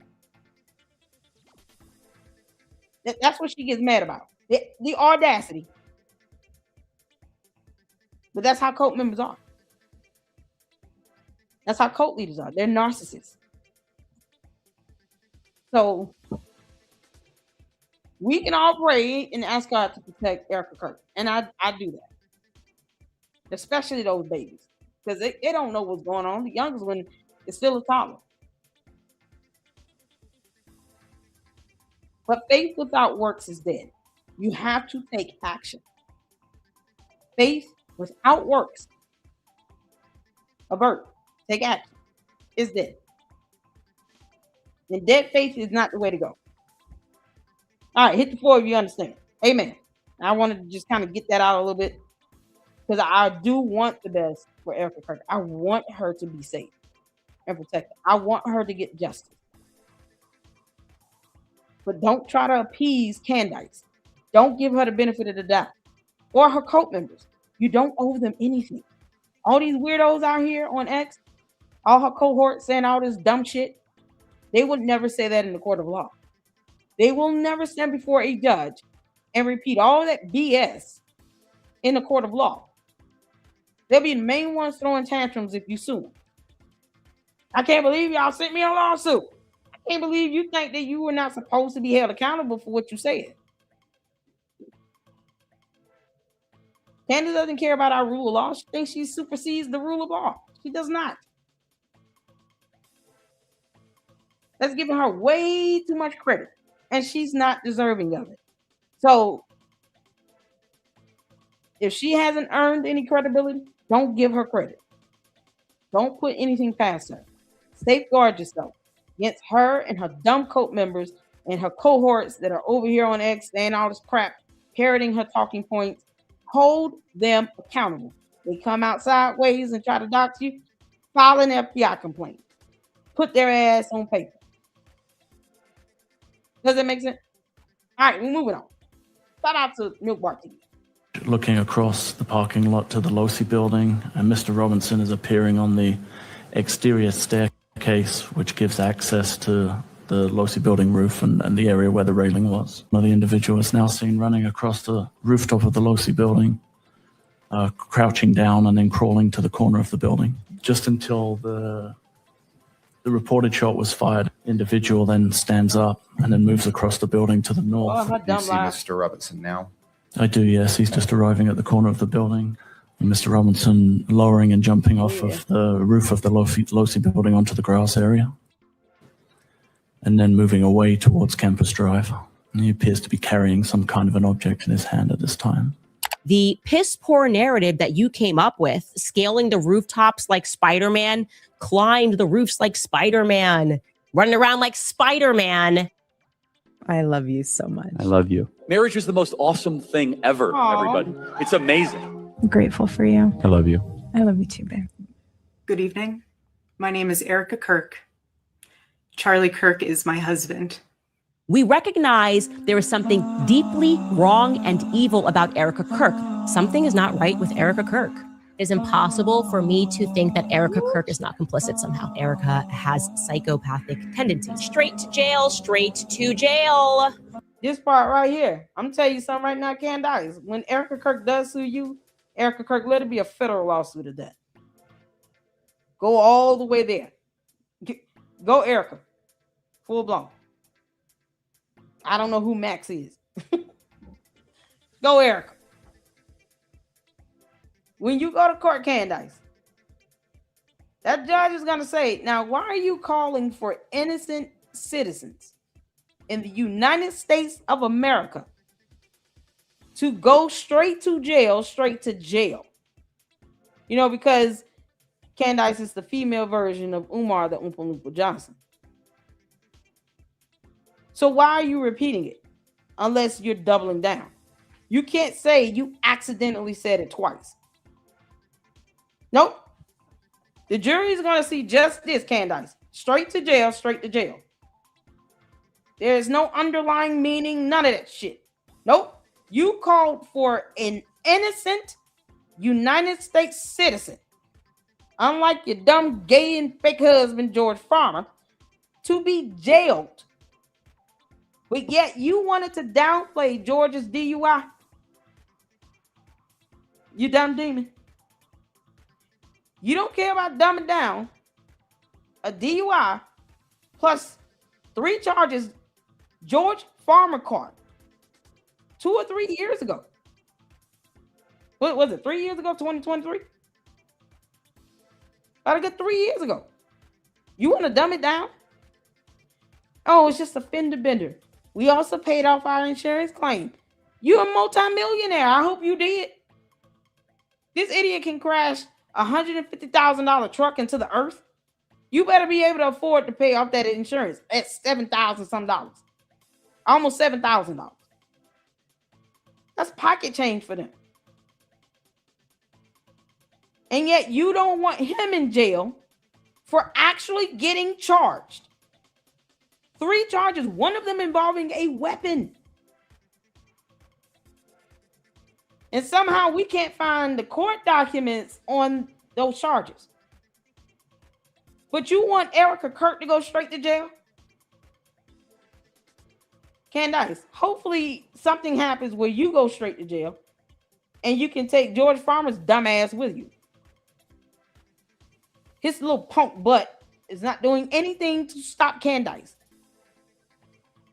And even if he does say, can you stop?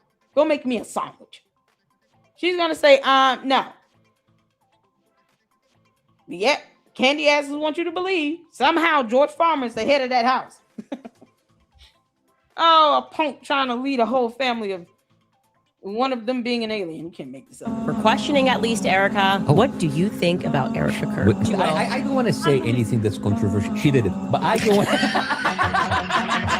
And we're going to make sure that we honor my husband so well that this whole world knows what his vision was and will be. And it's just, I feel so blessed and honored. And if his wife was indeed just a widow, she would have behaved like a normal human being, like a real widow who could have. Candace, you cannot define how any widow should act or behave. You are an alien. Your words, not mine. We are all going with that. So we're going to call you a demonic alien. You don't even belong in this realm. You're trapped somewhere mentally in an alternate reality. Can you please take your body with you to this alternate reality? We will not care if you return. Go back to your home planet. Leave us alone. Humanity is just exhausted with you.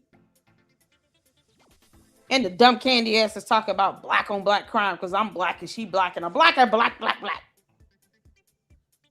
Candace is a demon. Why are we sitting here giving her humanity?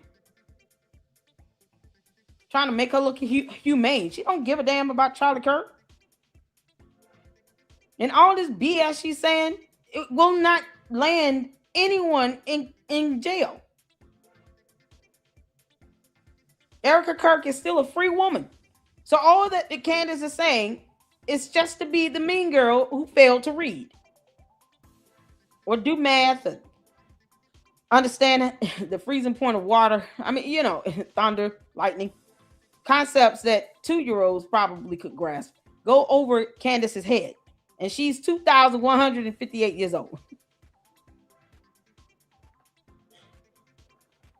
You got this ancient dummy sitting here saying all this vile stuff, and for what? Erica Kirk is not in jail. She's not even being interrogated. Go figure. That is the quickest way to piss that judge off. How dare you? You've had judges removed from the bench for falsely incarcerating someone. 2 of them I reported on my channel. 2 judges in my state was kicked off the bench where both of these judges wrongfully detained someone. Didn't charge them, didn't have the authority. One of them didn't have the authority to do that because she was a family court judge. They both wrongfully detained someone, took away their liberty and freedom without due process, violating their constitutional rights. They couldn't even figure out what they were charging the person with. Just did it out of spite and vindication. And they were kicked off the bench. These are judges, albeit elected. These were 2 judges. And they were kicked off the bench for that. And now you are sitting here as the alien that you are, calling for an innocent American citizen to be jailed, at the very least, interrogated. Based on what criminal charge? Because you're not going to be interrogated by a police officer, law enforcement in general, for a civil matter. So it has to be circumventing a criminal charge. So what's the criminal charge? I want the statute code, Candace. STATUE, statute. I want the statute code that Erica Kirk violated to warrant you opening your mouth saying that she should be jailed, at the very least interrogated by law enforcement, as if that would not be a vile waste of tax dollars and law enforcement's time when they can be doing anything else to keep citizens safe, protect and serve. No, you want them to go arrest and jail Erica Kirk because you don't like her. Not because she broke the law. You have zero evidence to implicate Erica Kirk in anything regarding an assassination. Hence why Erica Kirk is going to have to sue the crap out of Candace Owens. That alone will be sufficient enough to piss that judge and the jury off. Let's believe if when Erica Kirk drops her lawsuit, she's going to have a jury demand. Pull herself out of bed. I just want to go find Suzanne. Her job. A whole act of gunman was in this hotel. And you had the president there. But you know, she cancels an event with the vice president. How dare you? Why you canceling? What the hell y'all planning? Candace, what were you planning to have happen to Erica Kirk if she went to UGA? What were you planning on happening to her? Because we don't have to put anything past you. What were you exactly planning here? They came up like Erica Kirk ruined the plans. She ruined all my plans to have her targeted. She decided to cancel and went home. They were not expecting that. And it happened abruptly, same day. They were not expecting that. And yet they got mad about it. Y'all know how asinine that is to get mad because she's canceling and went home to her kids. And then they turn around when she goes to White House Correspondents' Dinner. You haven't been home. How would you know? So you're stalking her as well? Ridiculous. Is to cry. And then for us to be scolded that it's our fault that she's crying because how dare we try to figure out who killed her husband? And that's what no, there's no figuring that out. You can't read. When you can tell me what's 4 times 3 Candace, I don't want to hear anything about you talking about trying to figure out what happened to Charlie Kirk. And yet you want Tyler Robinson's defense team to call you for what? They don't owe you anything. You know, God. Candace is trying to single-handedly get Tyler Robinson off and help him fight an appeal if he is convicted. You just want this boy to win for some reason. This dumb alien demonic demon. She did this weekend. Again, it's every week. You could set a timer. She goes, where's daddy? What do you tell a 3-year-old? She's 3. This is why there are many people who do not believe that women are equipped to lead companies, because what you are watching here is an unbelievable. Says the woman that ran Blexit in the ground. No, I'm sorry. Says the alien that ran Blexit in the ground. Candace, what was it? 1.72 mil? I heard it was higher than that. Because, you know, Blexit was a nonprofit. They have to file their taxes. Most times it's not accurate. And they do not outline all of their expenses or revenue. So the number could be much higher. Candace, you going to tell us where you put all that money from Blexit into? You had about 3 or 4 LLCs attached to Blexit. And yet TPUSA bailed her out by acquiring Blexit, knowing that it was upside down. Charlie Kirk probably was afraid to tell her no. Because why would they do that? Of all nonprofits on earth, especially in the United States of America, why would TPUSA bail Blexit out? Candace, you gonna tell us that you reached out to TPUSA asking them to buy Blexit or what? Because you know you couldn't get Kanye West to buy Parler Inc. So they couldn't get Kanye to buy Parler Inc. And what do? Go to TPUSA and say, can y'all please help us? We don't know how to do math. Yeah, so I ran Blexit in the ground by $1.72 million. And, you know, I just... I went on all these tours with you, Charlie, and I think you owe me to buy Blexit because I just cannot lose that 6-figure salary I was paying myself. And Brandon Tatum was the vice president. Aren't you two still friends? How's that going? Can you help me out? Because, you know, I've never been good with money. And that's what it's all about. Why have Team USA do that? And you knew that you could not stand their guts, Candace. All you care about is money.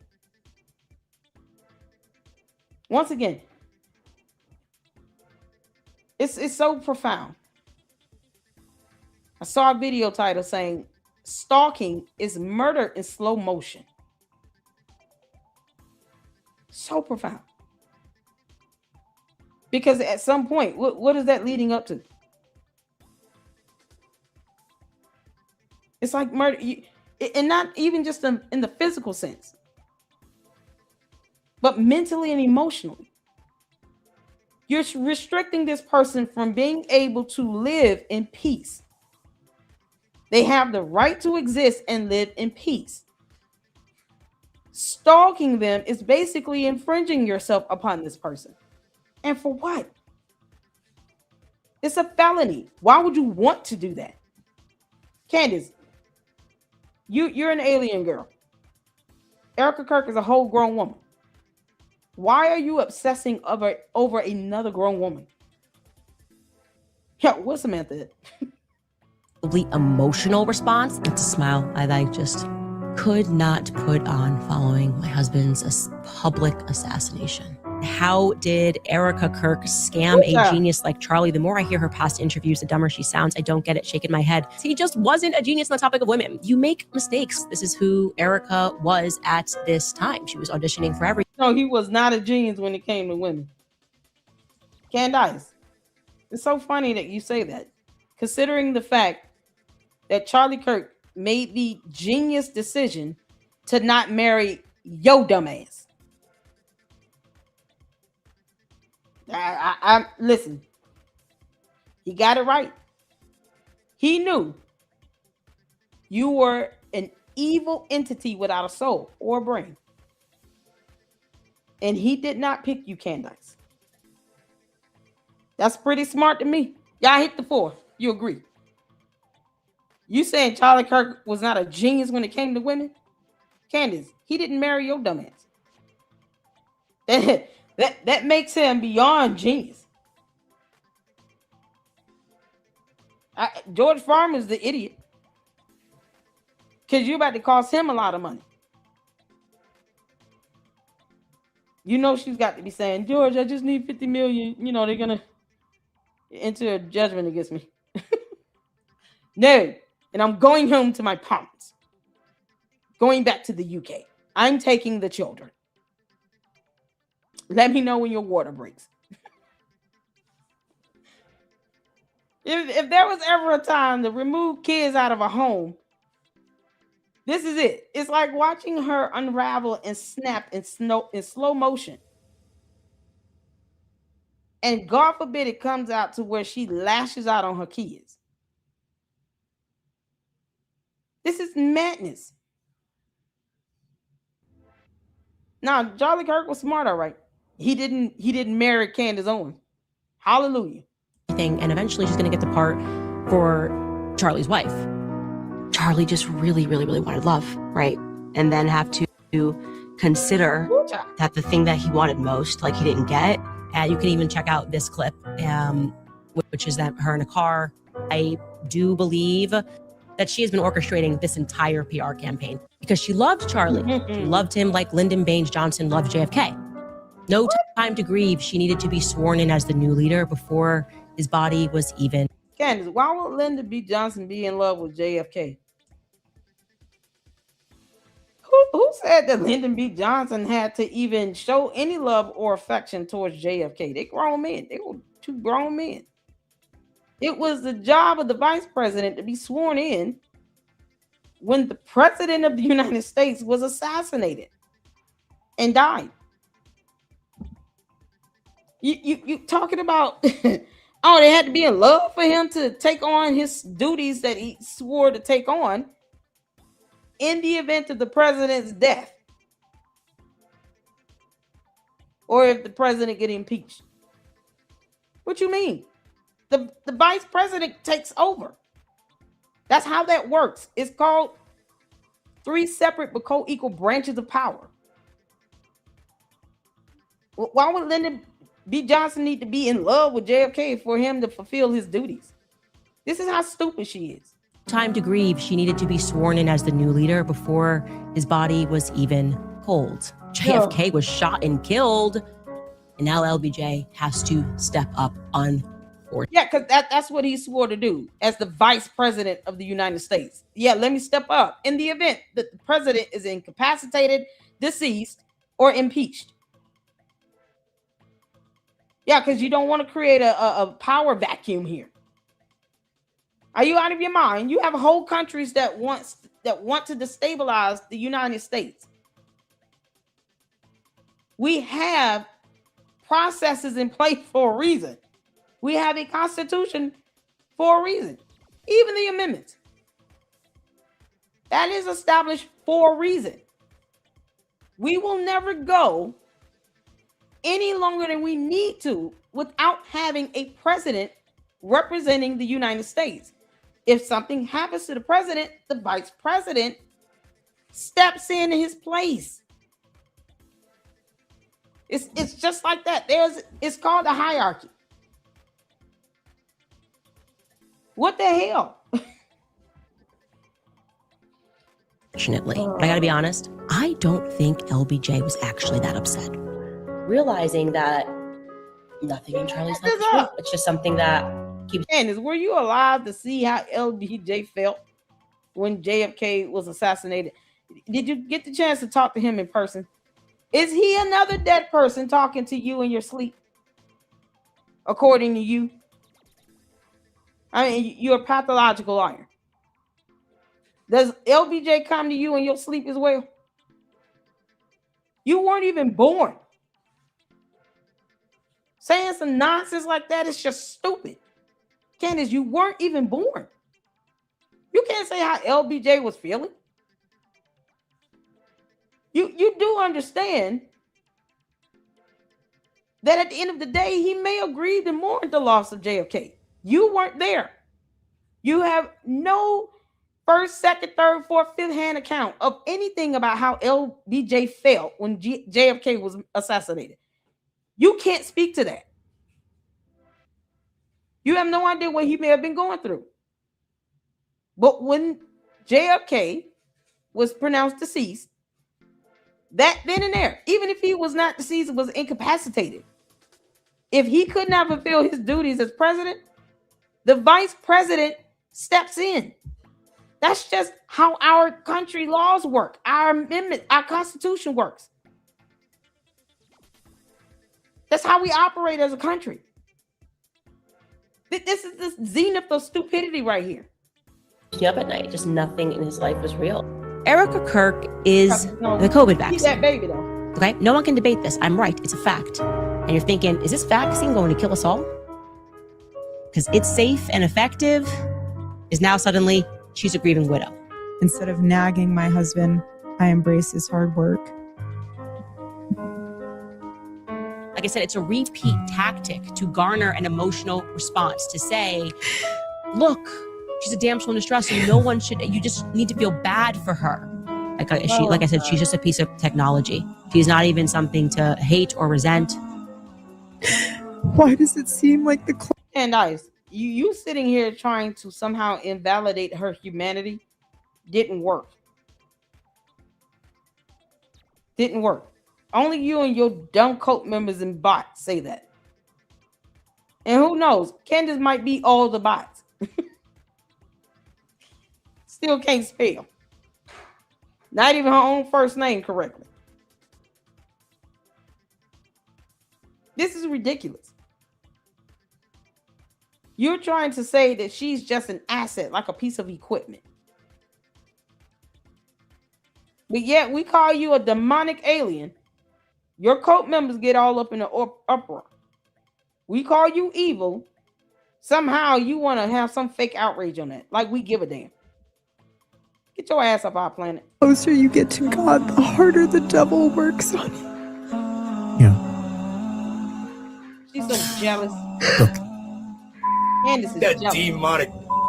That demonic Erica.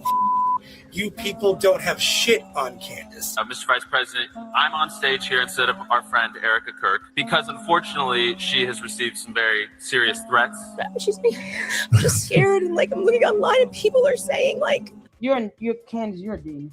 You're a demon. You are a demon. This mockery is something else. Candace, did you know this dumb demon number 2, your little cult member, did this video? Did she play this video on her show? I'm curious. Did anyone see Candace play this video clip of her cult member saying all this garbage about Erica Kirk? All because Candace told him to feel this way. Punk ass got a face mask on. No, why the hell are you hiding your face? Take that mask off and do another video. That way we can just send it over to the FBI. Erica Kirk, this is why you need a protection order. This is nonsense. Did she play that video on her show? Can't make this up. That demonic. This is all because she said something. So the cult member who has no brain just repeats what she said because she said so. Repeat after me. Erica Kirk is a demon. Say it again. One more time. And it seems like you're practicing with them on saying this nonsense. You gonna address this idiot that said all this, Candace? Are you gonna say I don't condone this behavior? What if he was crazy enough to go out and actually do something to Erica Kirk? What if this is one of Candace's direct sources and contacts living in her building? Who knows? I have the right to assume. I can put 2 and 2 together. What if this maniac is one of Candace's direct sources of contacts living in Erica Kirk's building? And Erica Kirk didn't know it. What if he was one of the neighbors? Why would he cover his face up? This is some clown shit. Why are you wearing that face mask? Now, let me sit here and sound rough and tough with my bald head, but yet and still, I'm going to put this mask on so no one sees my face. This is the level of cowardice that they have. You say evil shit like this? No, stand on it. You dumb demon. Stand on it. Take that mask off and let us see your face. And then whatever consequence come your way, suck it up. That's all I'm saying. He could be one of the neighbors living in her building stalking her. That's some sick people out here in the world. Candace is demonic and evil. Demonic. Erica. You people don't have shit on Candace. Mr. Vice President, I'm on stage here instead of our friend Erica Kirk because unfortunately she has received some very serious threats. I'm just scared, and like I'm looking online and people are saying like they're just saying that like they want me to die. And I'm just so overwhelmed right now, Mr. Candace, you do want her dead. Candace Owens wants Erica Kirk dead. You do want her dead. Why would your dumb cult members get mad if she cancels and actually goes home to her kids? Oh no, that cancellation ruined their plans to do something to Erica Kirk because you got these sycophants out here crazy enough to do it. President, I'm just so overwhelmed. Dab, dab, dab, no tears. I'm so over. And my kids, I just don't want my kids to be an orphan, Mr. Vice President. I'm so sorry. And I want to say to JD Vance, you better wake up fast, okay? That's a black widow, my friend. You will get bit. I have seen enough, ladies and gentlemen. I've seen enough. Erica Kirk should be dragged into a police precinct for questioning. So then the judge will ask, what makes you think that? Who made you the judge and jury of anything? And based on what criminal charge again? You want to subject an innocent civilian to whom you have zero evidence to prove any crime was committed by her to be dragged into a police precinct for questioning and then go to jail? All because what? you're still not going to be CEO of TPUSA. The board of directors will not permit you to even think that. Only the devil put that shit in your head. I would assert that she is capable of 10 to real 15 years harm. from now, She's dangerous. when my children will look back on this season of life, but they will see everything. No, look at this video. They will see how this world talked about their father, their mother, even themselves. They will be able to read every headline, every accusation, every lie. And my prayer is their focus isn't on all that noise, but rather on how their mother showed up and how she handled it. I love you so much. I love you. Oh, that's beautiful. That's a well Didn't done. go into detail. He Well done, Milk Bar. Well done. My goodness. All right, y'all. So here is a clip. This is from Facts Me. Shout out to Facts Me. Of Twig and Berries testifying. We're not gonna play the whole thing, but I just want to get, the bulk of it in, just so you all can kind of gauge this testimony and see what the defense attorney have been throwing tantrums about. I just asked him in person if what he said was true the night before, and he said it was. I started crying a little bit and said he wishes he hadn't done it, and then kept going around and just doing stuff, I think, to keep himself busy or distracted or something. Yeah, I don't remember exactly when, but he had said he was planning to go hunting with his family. And he asked me if we had a Dremel because he said he wanted to engrave messages on bullets. And I just told him where our Dremel was, and told him to make sure he doesn't set off a bullet on accident in the house. Fine. Okay, so we should be good. All right. I'm about to say that is not my video. So their video went out.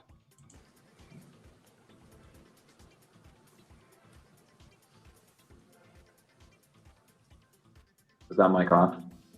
Yes. Okay, great. All right. Okay, sorry about that interruption. All right, so you said when you first met you were roommates? Yeah. Okay. And then at some point, your relationship progressed to something more than just roommates, is that right? Mm-hmm. When was that? I think we started dating 2 or 3 months after he moved in. Okay. And where did you live at that time? St. George, in an apartment complex. And is that apartment the same place you lived on September 10th? Yes.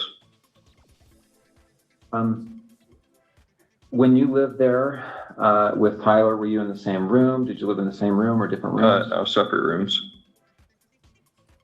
I thought he was transgender. What's going on? So Twig and Berries came to court on Scream, of course, but it should be still regarded as you being in court. With this deep voice, got his hair down in the basic simple style, wearing a suit and tie. And at that time, let's say September of 2025, what were you doing with your life? Were you working, school? I was working. I was doing bathtub and shower repair and stuff in new construction. Tried to transition. Okay. Oh, hello, Tyler. I think he was both working. I think he was working for an electrician company then, and he was also in a trade school for being higher ranking electrician. I'm not sure how the trade system works for that. Okay. But yeah, I think he was both. What was his typical work day like? I think he'd leave around 7 generally and get back around 3 to 4. Depending on where the job was and how long it was for the day. And then on certain days of the week during school, semesters, he would then later in the day, I think around 5 or 6, go to school. So, yeah. Okay. Let's jump to September 10th. Did he spend the night in the apartment the night of September 9th into September 10th? Yeah, he did. Yes. Do you know when he left the apartment on September 10th? I don't know an exact time. I just know he left early. I heard him leaving, and he just said he had a long drive to work that day, so he was leaving early. Okay, so early. Any guess as to what when that was? I don't know. I would have thought it was 5 a.m. because that's when like an early work day was for him, but it was probably more like 4. Okay.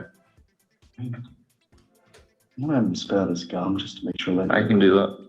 You're right in front of your laptop. Oh, here you go. Thank you.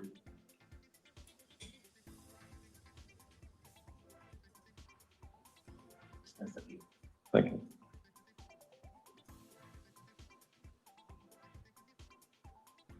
All right, so what time did you get up on September 10th? Probably like 12 to 1 p.m. You didn't have to work that day? No. And did you hear from Tyler? Did he call or text you before then? No, he sent that message in the group chat I mentioned, but he didn't message me directly at all that day. Okay. When did you first hear from him on September 10th? It was at 11 o'clock with that like automated message. Okay, 11 p.m. Yeah. What about, he asks you here, remember how I was engraving bullets? Was he engraving bullets before this? Yeah, I don't remember exactly when, but he had said he was planning to go hunting with his family. And he asked me for if we had a Dremel because he said he wanted to engrave messages on bullets. And I just told him where our Dremel was and told him to make sure he doesn't set off a bullet on accident in the house. But I didn't really think about it until then.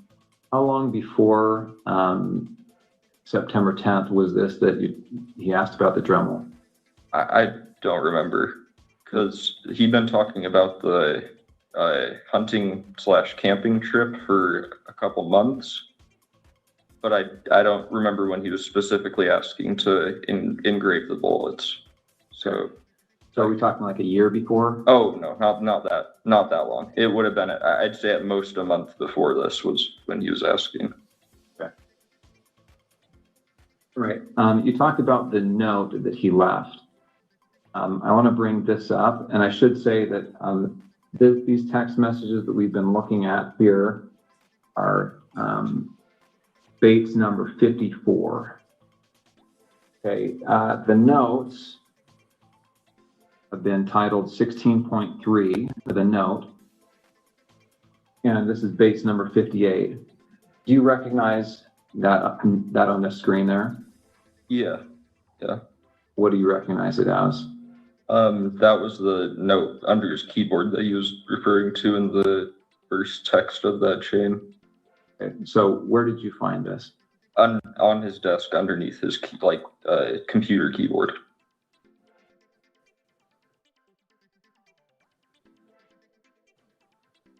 And I assume you read it. Yeah. And then what did you do with it after you read it? I believe I just put it back down on the desk after I took a picture of it. Okay. And again, the time you read it was probably around 11 o'clock or so on the 10th. Yes. The night of September 10th. Mm-hmm. All right. And did you ever see that again after you placed it back on his desk? No, I don't think I did. And that was the desk in his bedroom? Yes. And that's a separate bedroom than your bedroom? Yeah. And now I want to go to what's been titled 16.2. Camera go on again? Why did the camera keep going up?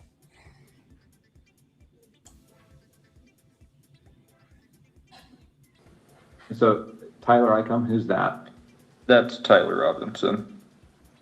And these other people are just others that are members of the server? Yes. Jug, Barnaby, Marina, DM. Mm-hmm. Yes. Yeah, DM means Dungeon Master. So these are most of them are names they're using in the game they're playing currently. Got it. Yeah, it looks like the last text from Tyler looks like it's 8 p.m. And do you know what day this would have been? 8 p.m. on the 10th or the 11th? Oh, okay. Thank you, Mindy. I would think that would be the 11th. Because at least I think so, because I don't think on the 10th that he messaged anyone before me at like 11. So. And he turned himself in on the 11th, right? I thought so, yeah. I thought so. Wait. You thought so?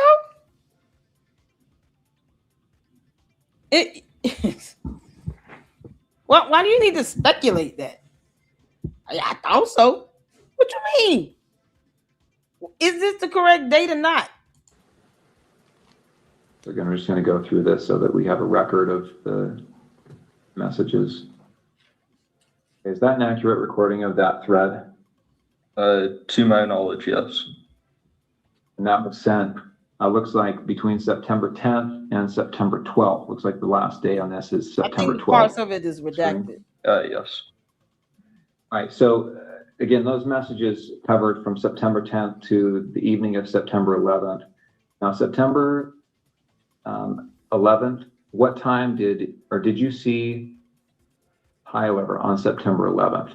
Yes. When did you first see him on September 11th? So this is the day after the shooting. Yeah, I saw him when I woke up. Like I said, he was up and around doing a lot of stuff around the house. And then I think I saw him after that message where I said I'll come home and say I'm doing laundry, because I didn't want him going to my parents' house right then when he said there was probably cops outside. So I went back home, and it was just him there, and I said bye to him, and then he drove off. So I just went back to my parents' house. Didn't go into detail. I just asked him in person if what he said was true the night before, and he said it was. I started crying a little bit and said he wishes he hadn't done it, and then kept going around and just doing stuff, I think, to keep himself busy or distracted or something. Okay. Did he talk about what he was going to do next? And then eventually said that he would talk to his parents or turn himself over. Okay. And when you left, was that how you left, understanding that he was going to turn himself in or go to his parents' house? Yeah, and I didn't really want to be at our apartment while any of that was happening, regardless of what went down. Okay.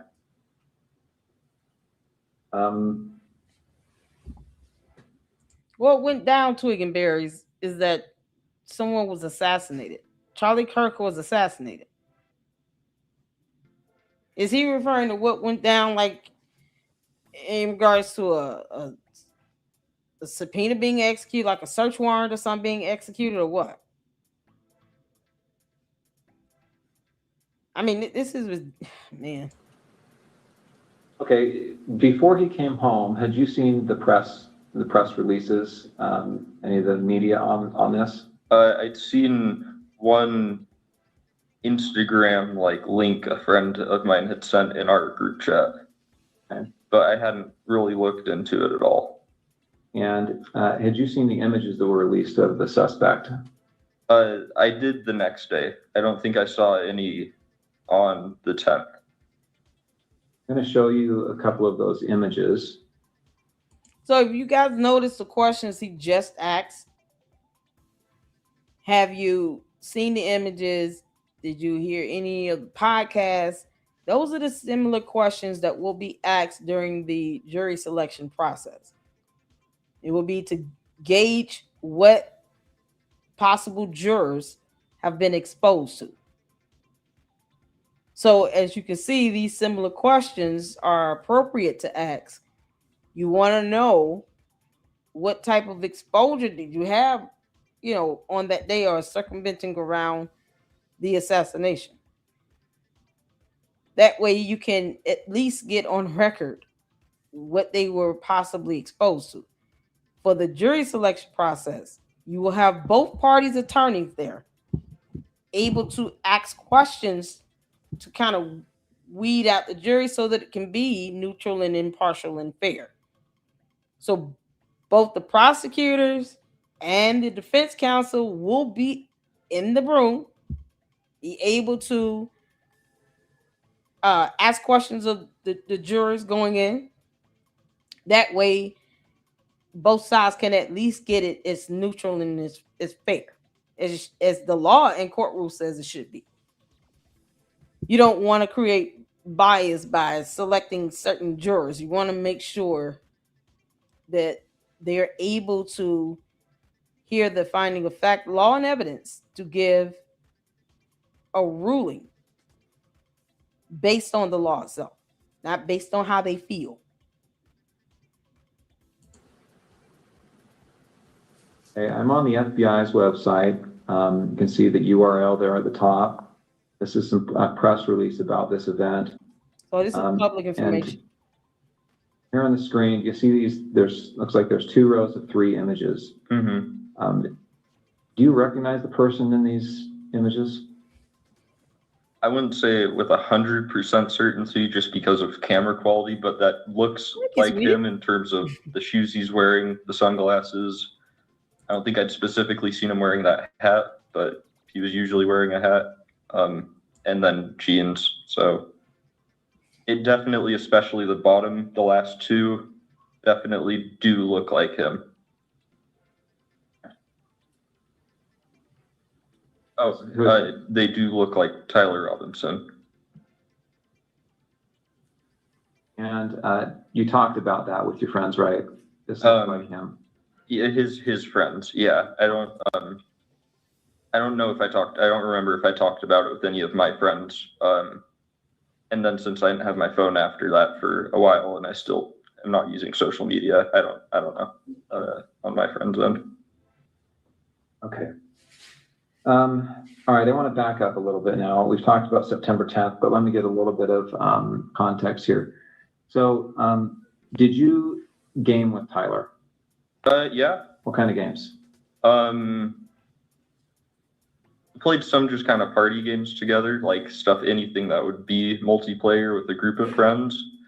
There was one game he really liked called Sea of Thieves, where you play as like a pirate, and you can fight against people, but most of it's just like fishing, fighting sharks, skeletons kind of stuff. We played some co-op games where it's like you both have to. Yeah, you're talking about playing a game. We played some like shooting games together, but I didn't know him very well, so that was just when we had like a full friend group on to play, and he was someone that my friends invited. Okay. Did you and he ever talk about politics? He did more than me. I don't really keep up with politics very much. He'd usually talk about stuff he heard on the radio on his drive to work in like their work car, since it sounds like their whole crew went in the same car most of the time. But I wouldn't say super consistently, because it wasn't a topic I really contributed much on. What about Charlie Kirk? Did you ever talk about Charlie Kirk? I personally had never heard him talk about Charlie Kirk before specifically. Okay. How about political issues? So did you ever talk about gender identity issues and LGBTQ rights? No, not really. What? Usually if he did talk about politics stuff, it was relating to You're trying to transition as someone in that community, the LGBTQ community, and you mean to tell me that you never had one conversation with him about that at all?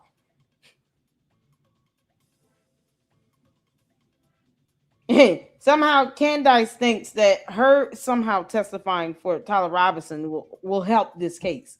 God. Trump or current like policies being like issued or voted on, I think. But yeah. Okay, so before that you have been? For a short time, yes. Okay. And I understand you're going by Luna at some point? To some people, yeah, but not as an overall thing. Yeah. Okay. Okay. think that's all the questions I have for this portion. Let me check and see if I've missed anything. My Lord. The Dremel that you talked about, you said he had asked for that, is that right? Mm-hmm. And had he told you it was to inscribe bullets? Yeah. And so did you have a Dremel then? Yeah. Okay. Okay. The earliest thing that I remember was my first play-date. Hold on, I'm sorry. So this is Edie Marie's video. I saw like the first 2 or 3 minutes, and I said, "Oh, I gotta show this in my next live." So this is called Tyler Robinson Won't Get a Fair Trial. Now, if you are familiar with Edie Marie, you'll understand why she titled this. But she is definitely advocating for Erica Kirk to get justice. So the first 2 or 3 minutes is Candace basically talking about her, I guess, experience with going to some kid, a kid's house that she, you know, of course, described with hair that's blonde and blue eyes, and said that, you know, she had a lot of money and all this other stuff. Meanwhile, Candace lied about growing up in poverty. And her own relative came out and debunked that. Her own relative, one of her cousins, came out and debunked Candace about her upbringing and trying to make it seem as if the grandfather did nothing for her. Just left her hanging. She had no one by her side. Like, are you out your mouth? So shout out to Edie Marie. I wanted to get this in, and I think that will be the end on this one. We'll be back at this tomorrow, you all. I'm still trying to see what attorney Dennis Sperling is open to doing. Saturday, we will have Natalie Jean Biesner here in the LLC. So I'm pretty excited about that. And we have to cover this appeal, the motion for the new trial regarding the Carmelo Anthony case. Because I did say I would cover that once it's dropped. I'm just trying to make sure any videos that are over here on X, we can definitely tune in tomorrow. But I want to make sure we get this in here because I love the way Edie put this together. She's a fantastic content creator. So make sure you guys go and check her out and support her over on YouTube. She's also on Twitter X as well. I do believe her handle is the same. Correct me if I'm wrong. So got a couple live streams that we got to get into tomorrow between Tyler Robinson and, of course, Day 5 and some clips you guys are tagging me on X. And I got this throwback video of Umar. We'll have to cover that. But we definitely want to. I definitely wanted to check this out. So let's get to this. Make sure you guys go and support her. Here's her YouTube channel below. Shout out to Mindy. Thank you so much for posting that up. Let's get to it. Which was in kindergarten class. I was 5 years old, and there was a girl named Lindsay DeLeo. She was this blonde girl with blue eyes, and she was this blonde girl with blue eyes, and she was this blonde girl with blue eyes. And her mother invited me over for a play date to her house, and I was just shocked that people lived in the way that she lived. She lived in the suburbs. She had a massive house. I want to just Lindsay DeLeo appreciate Candace dropping her name like that. Candace, is this girl a real person? We all know you have imaginary friends called demons, but is this a real person?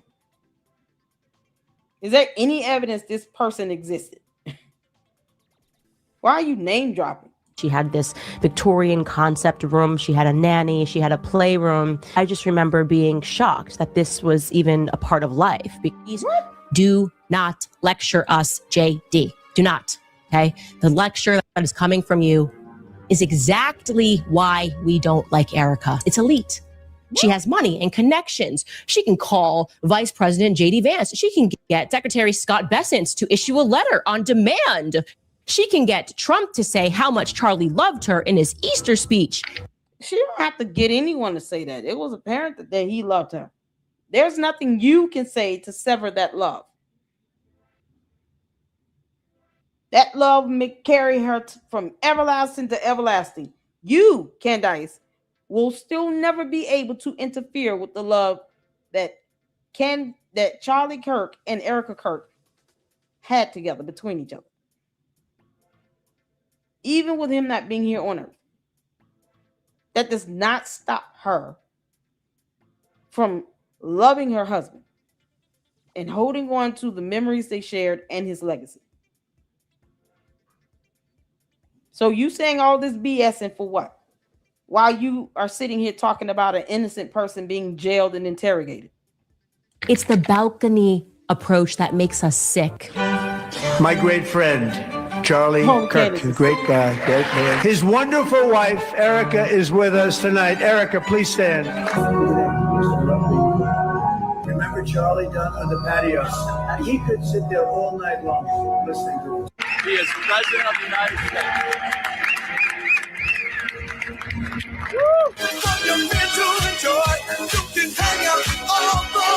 Oh, the music.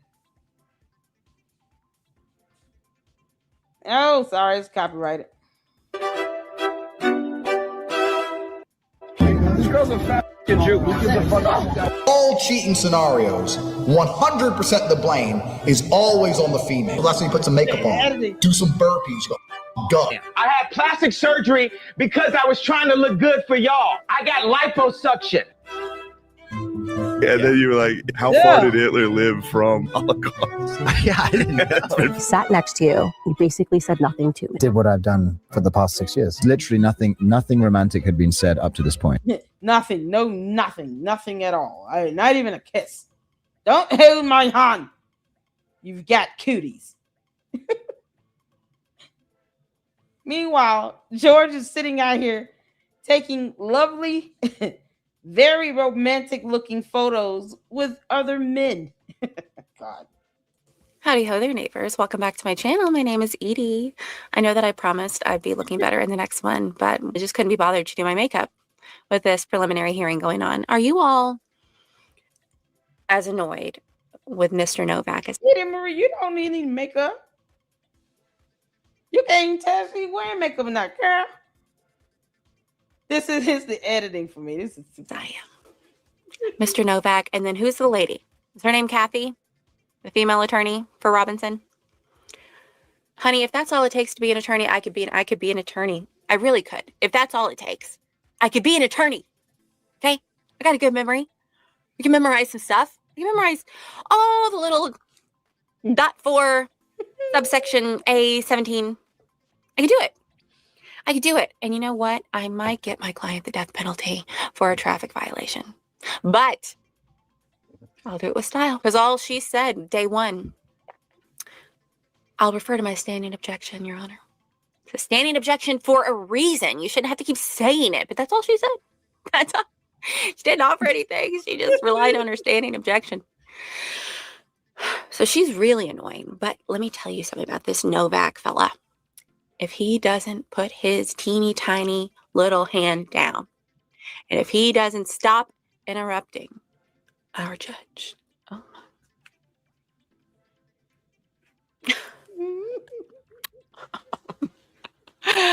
we love the judge. We love him. Love the judge. Put your teeny tiny hand down and spit it out, brother. Spit it out. Why is it so hard for you to get to the point? Condescending and rude. Is he not those things? Heavens to Betsy.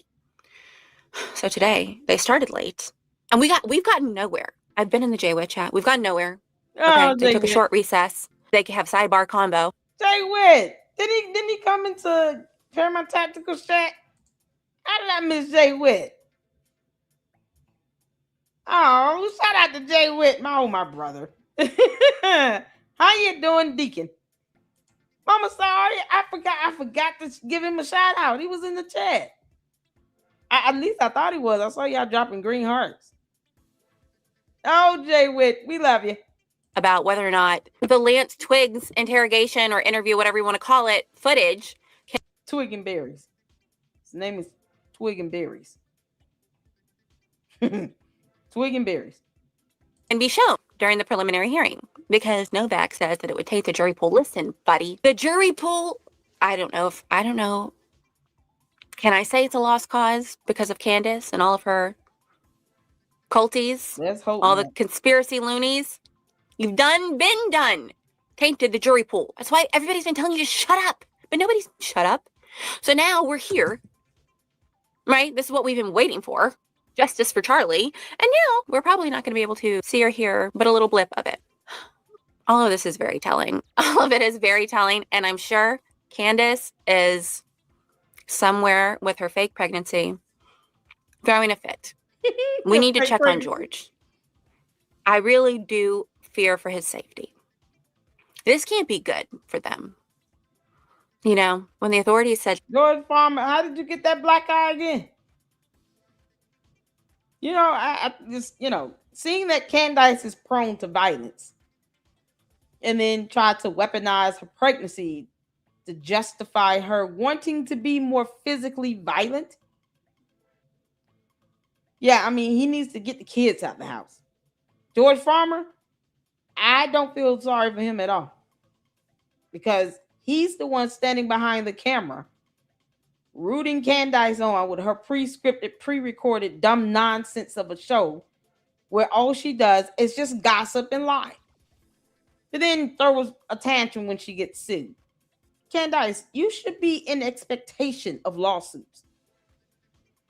When you lie like hell is hot, the lawsuits will come on their own.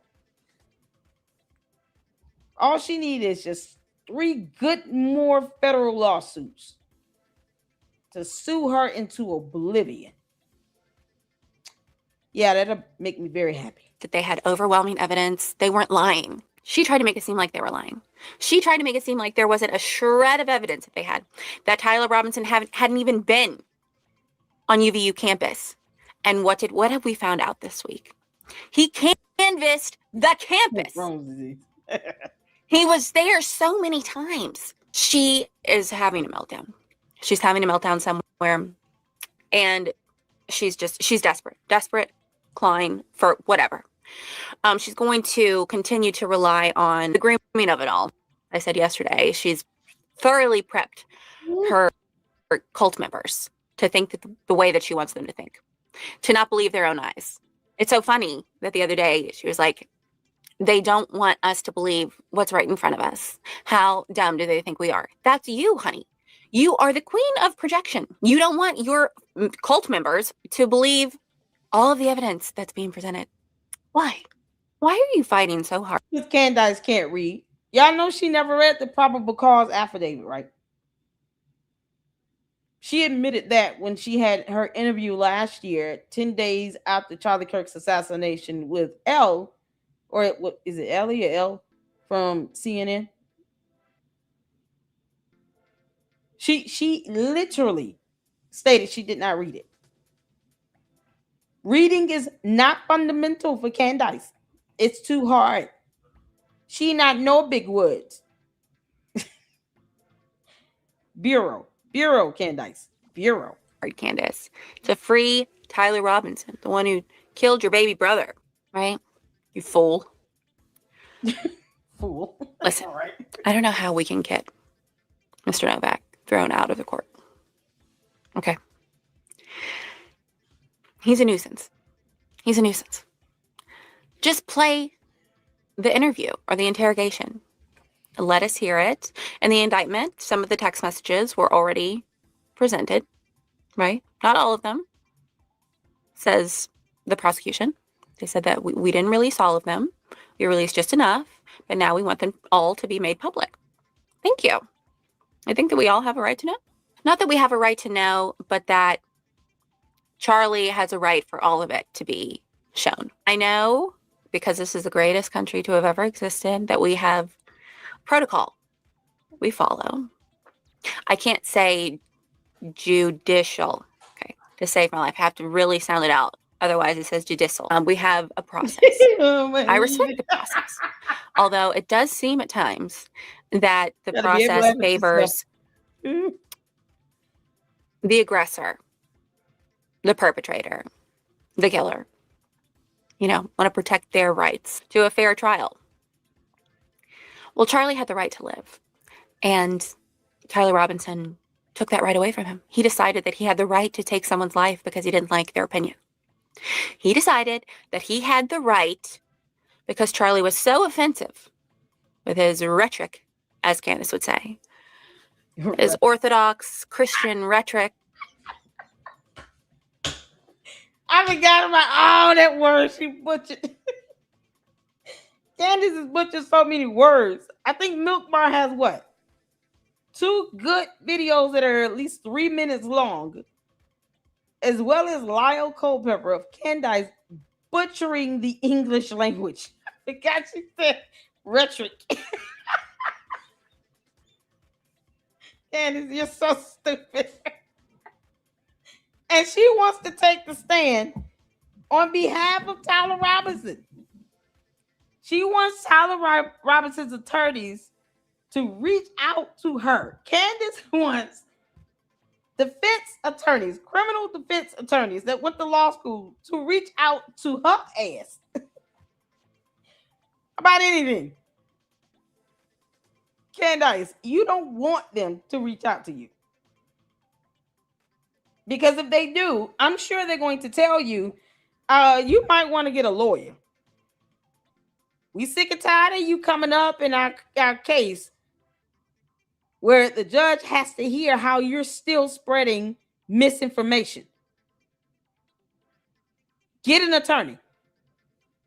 Because the next time, knuck if you buck if you want to. We're sick of your name coming up, girl. Bye, you dumb heifer. Get off our planet. The fact that Candace wants to invoke herself into this murder trial goes to show the level of narcissism that she has. This is not about Candace. This is about getting justice for Charlie Kirk. Making sure that the idea of an appeal being filed and being viable and having merit should be laughable. Will he have the right to an appeal? Yes, he will.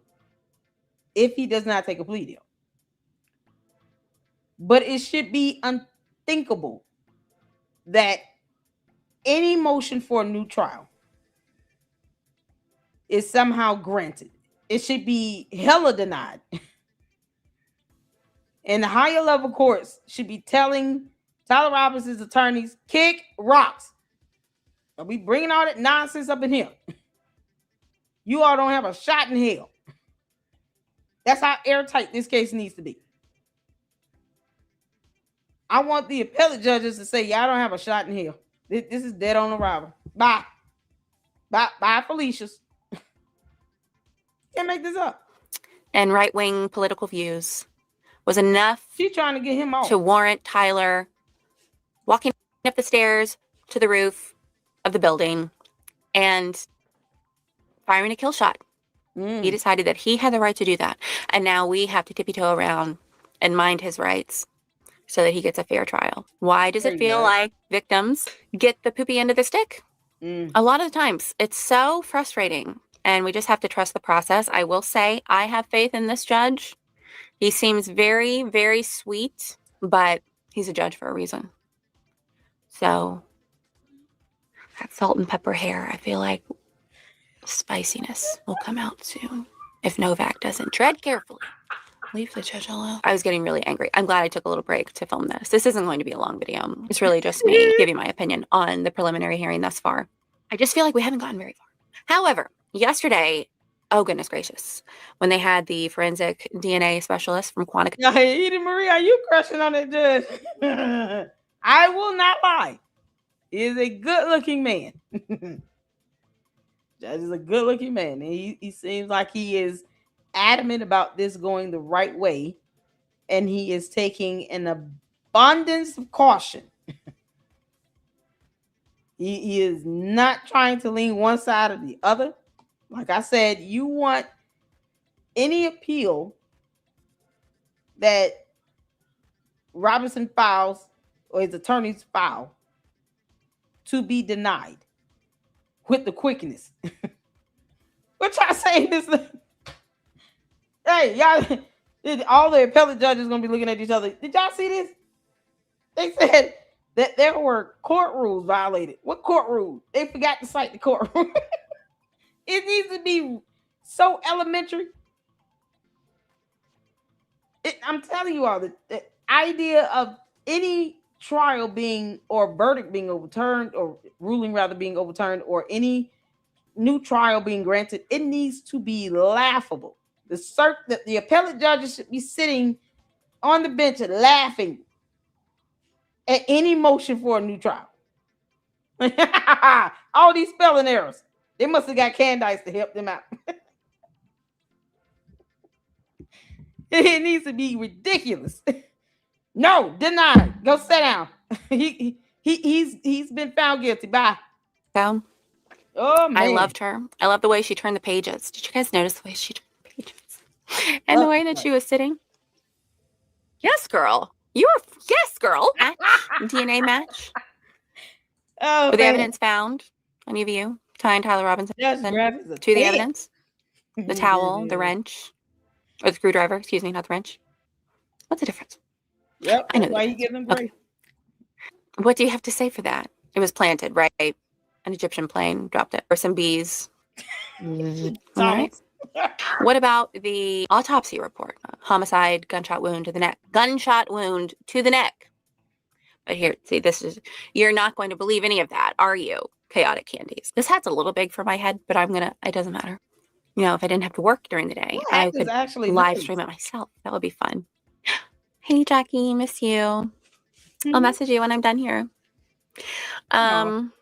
Somebody said, I posted a little short video about how Candace is so fake because she's a psychopath and she only has superficial charm and can't be sustained for long periods of time because she's a psychopath. And somebody said, the only thing fake is that wig, sweetie. That wig was real. It identified as a real wig. Fibers of the wig were real.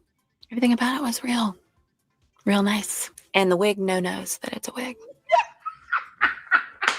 I'm also kind of scared to show clips because now people are getting copyright strikes. But I think that's just from Tucker, right? Tucker Carlson. Artie keeps getting that dumb crackhead Mickey Mouse. Has crackhead Mickey Mouse said anything about this Super Bam Inc. sending out these fraudulent copyright strikes? Has he addressed this at all? So, crackhead Mickey Mouse, Tucker Carlson, you just gonna sit over there and let this fraudulent company send out fraudulent copyright strikes? Is this how we doing? Just crackhead Mickey Mouse. Yeah. Why anyone take Tucker Carlson seriously? I don't know. Erica Kirk needs to tell him to kick rocks. It's high time that she go ahead and just sever from him and tell him, get the hell on and leave me alone. Don't ever expect me to put you on program again. I owe you nothing. This is so crazy. These people claim to be her friend and want to speak at TPUSA events. For what? For y'all to keep leeching off of TPUSA? Because that's what Megyn Kelly and crackhead Mickey Mouse is doing. They're all trying to still leech off of TPUSA. That is how significant of an influence TPUSA has. Where you have these whack-ass morons like Megyn Kelly and Tucker Carlson still somehow thinking that they have the right to be on a program at TPUSA, but refuse to go off on Candace for attacking Erica Kirk, the now CEO of TPUSA. Don't let them hypocrites be around you. Guard your heart, guard your mind, your ears. Be careful of what you bring in and digest. Use discernment. There is nothing wrong with Erica Kirk telling both of those clowns, I'm not putting either of you morons on the program. For what? You all consider yourselves to be my friend? How? You know Candace is out here putting my life in danger, and neither of you are going to say anything? Kiss my ass. And then she can hang up on them and keep living and sleep peacefully. Or I'll do it. Erica Kirk, I have no quarrels with telling Megyn Kelly's dumbass and crackhead Mickey Mouse to kick rocks. Just send the word and let me know when you want me to go ahead and put up a video. I'll go live on that one. On behalf of Erica Kirk and TPUSA, to the crackhead Mickey Mouse known as Tucker Carlson and Megyn Kelly's dumbass, who should be disbarred, Erica Kirk said, kick rocks. Be gone from her presence. Do not expect to be on any more programs. You're not her real friend. How dare you allow a demonic alien from another planet come here on Earth and attack me to the point where I'm getting death threats against me and my kids. And neither of you buffoons want to call her out by name because you're cowards. You're no longer going to leech off of TPUSA. You want an audience? Figure out how to do some real research and reporting and keep your bots and your cult members and your audience over there where you at. But you're not getting our help with that. We will no longer platform you clowns. Oh, I can go on and on. Let me know when you're ready, Erica. I'll tell them. Strike the other gentleman that frequents the Paramount Tactical channel. What is his name, Jason? I don't know. I'm still feeling this out, okay? I'm not logging in. No, I've already logged in. No. Talk to myself a lot. Scripture, let me just tell you. God is so amazing. Exactly. It's all there. It's all there for us. We've been warned. People are going to call evil good and good evil. They love the darkness. They hate the light. And we're seeing it in real time. Yeah. I am still grossed out by, because it's a nonstop assault of Erica. They won't leave her alone. She can't even, I mean, she can't walk or sit still without getting in trouble. Somebody making fun of her, calling her all sorts of names. And then a lot of you have scripture in your profiles. Yeah, keep mocking God. He'll sit you down, rightfully so. Baron Coleman, Megyn Kelly, crackhead, they all got it coming. Brandon Tatum. Let's not forget about that dumb clown. He is still out here scared to say something to Candace. But then he'll call out Megyn Kelly and Tucker Carlson. Who the hell? Well, I know her on a personal note. Nah, I consider her a friend and blah, blah. He's still doing her merchandise, knowing damn well she was putting out those t-shirts, going after Erica Kirk. He's another one Erica Kirk need to kick to the curb. Kick all these dumb leeches to the curb. You don't have to be over here in TPUSA to be conservative. Go be conservatives over there. That's all she needs to tell them. Don't call me no more. How dare you morons sit here and let Candace come for me and my kids, put my life in danger, to the point where Lady Luck Club is practically begging for me to get a protection or restraining order so I can stay safe.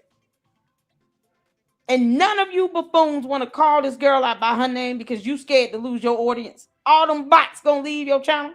Oh no. This is why I bless God to have the freedom of speech and expression that I have.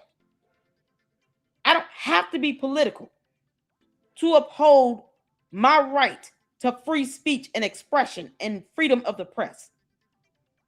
Politics has nothing to do with exercising my rights protected by the Constitution of the United States of America. Laws, because laws are laws. Whether you left, right, conservative, liberal, Democrat, Republican, you have the right to free speech and expression. This is why we're here talking about this, because Tyler Robinson got big mad because Charlie Kirk said things that Tyler Robinson didn't like. infringing upon his free speech by taking away, like Edie Marie said, and I love how she put that, took away his right to live. You're robbing his widow of having the right to live in peace.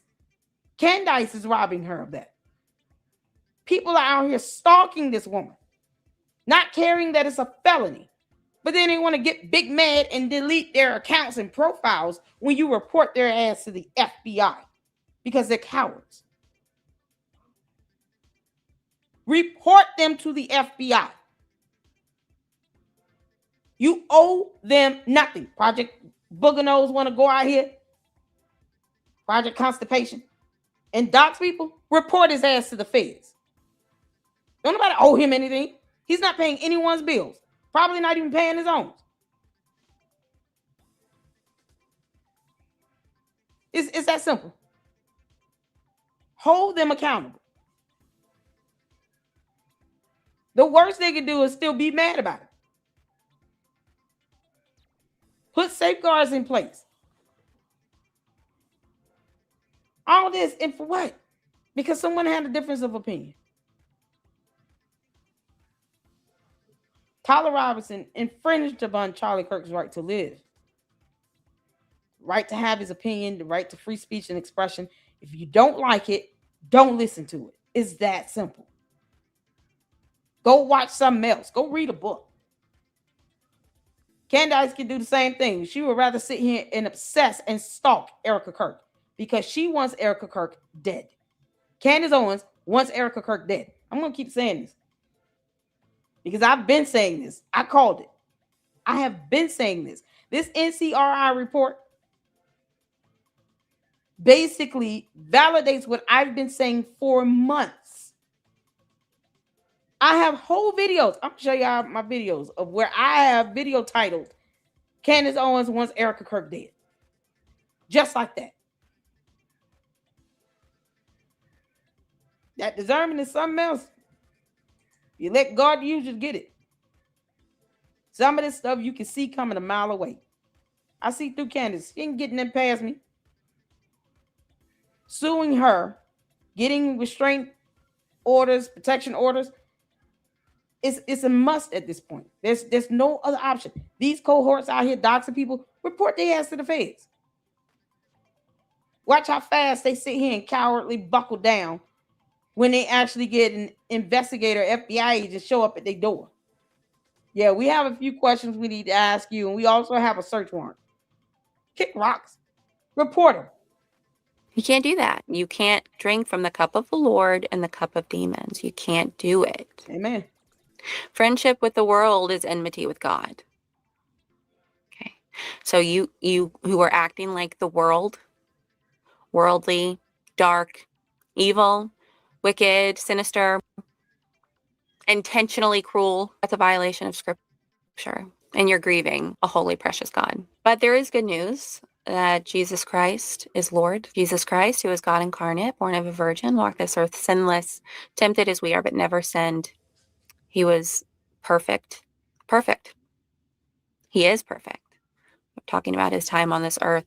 There was no error in him, no sin. He committed no sin. Yet he bore the sins of the world. While we were all sinners, Christ died for us.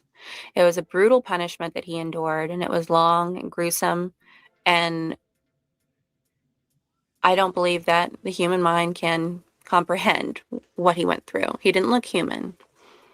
His flesh was ripped open. His bones were on display. They tortured him. He was tortured.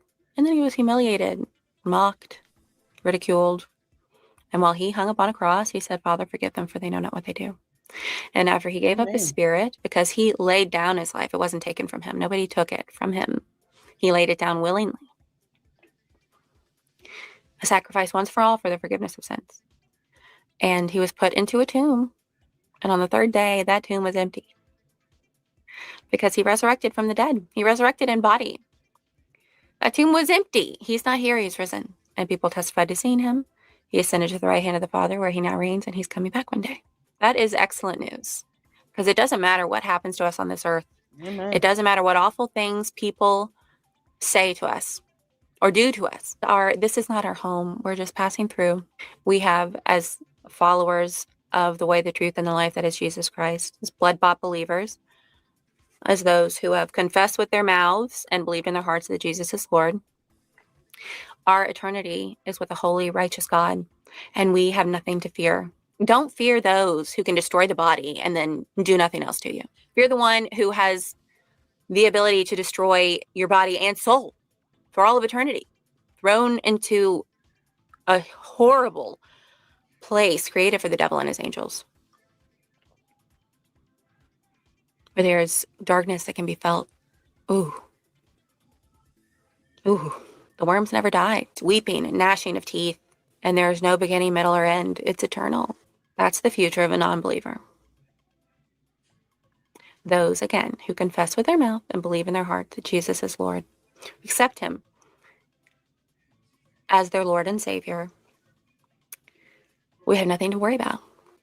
Believe in the sufficiency of Scripture and the sufficiency of the work on the cross. It is finished. It is done. We are victors in Christ.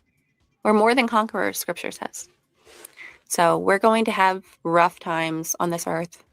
No one gets out unscathed, I don't think. But it's okay. Let's continue to pray for the Kirk family, especially for Erica. She loved that man. She still loves him. Yeah. I'm sure some days before she's fully awake, she forgets for a moment and reaches for him. So let's continue to pray for her. I'm going to go make myself some dinner now. And I will have a better video tomorrow, but I wanted to post at least something. I'm sure many people will have something to say about my appearance. But I love you. Okay, I'll see you tomorrow. I'm really leaving this now. Bye. Well. Wait a minute.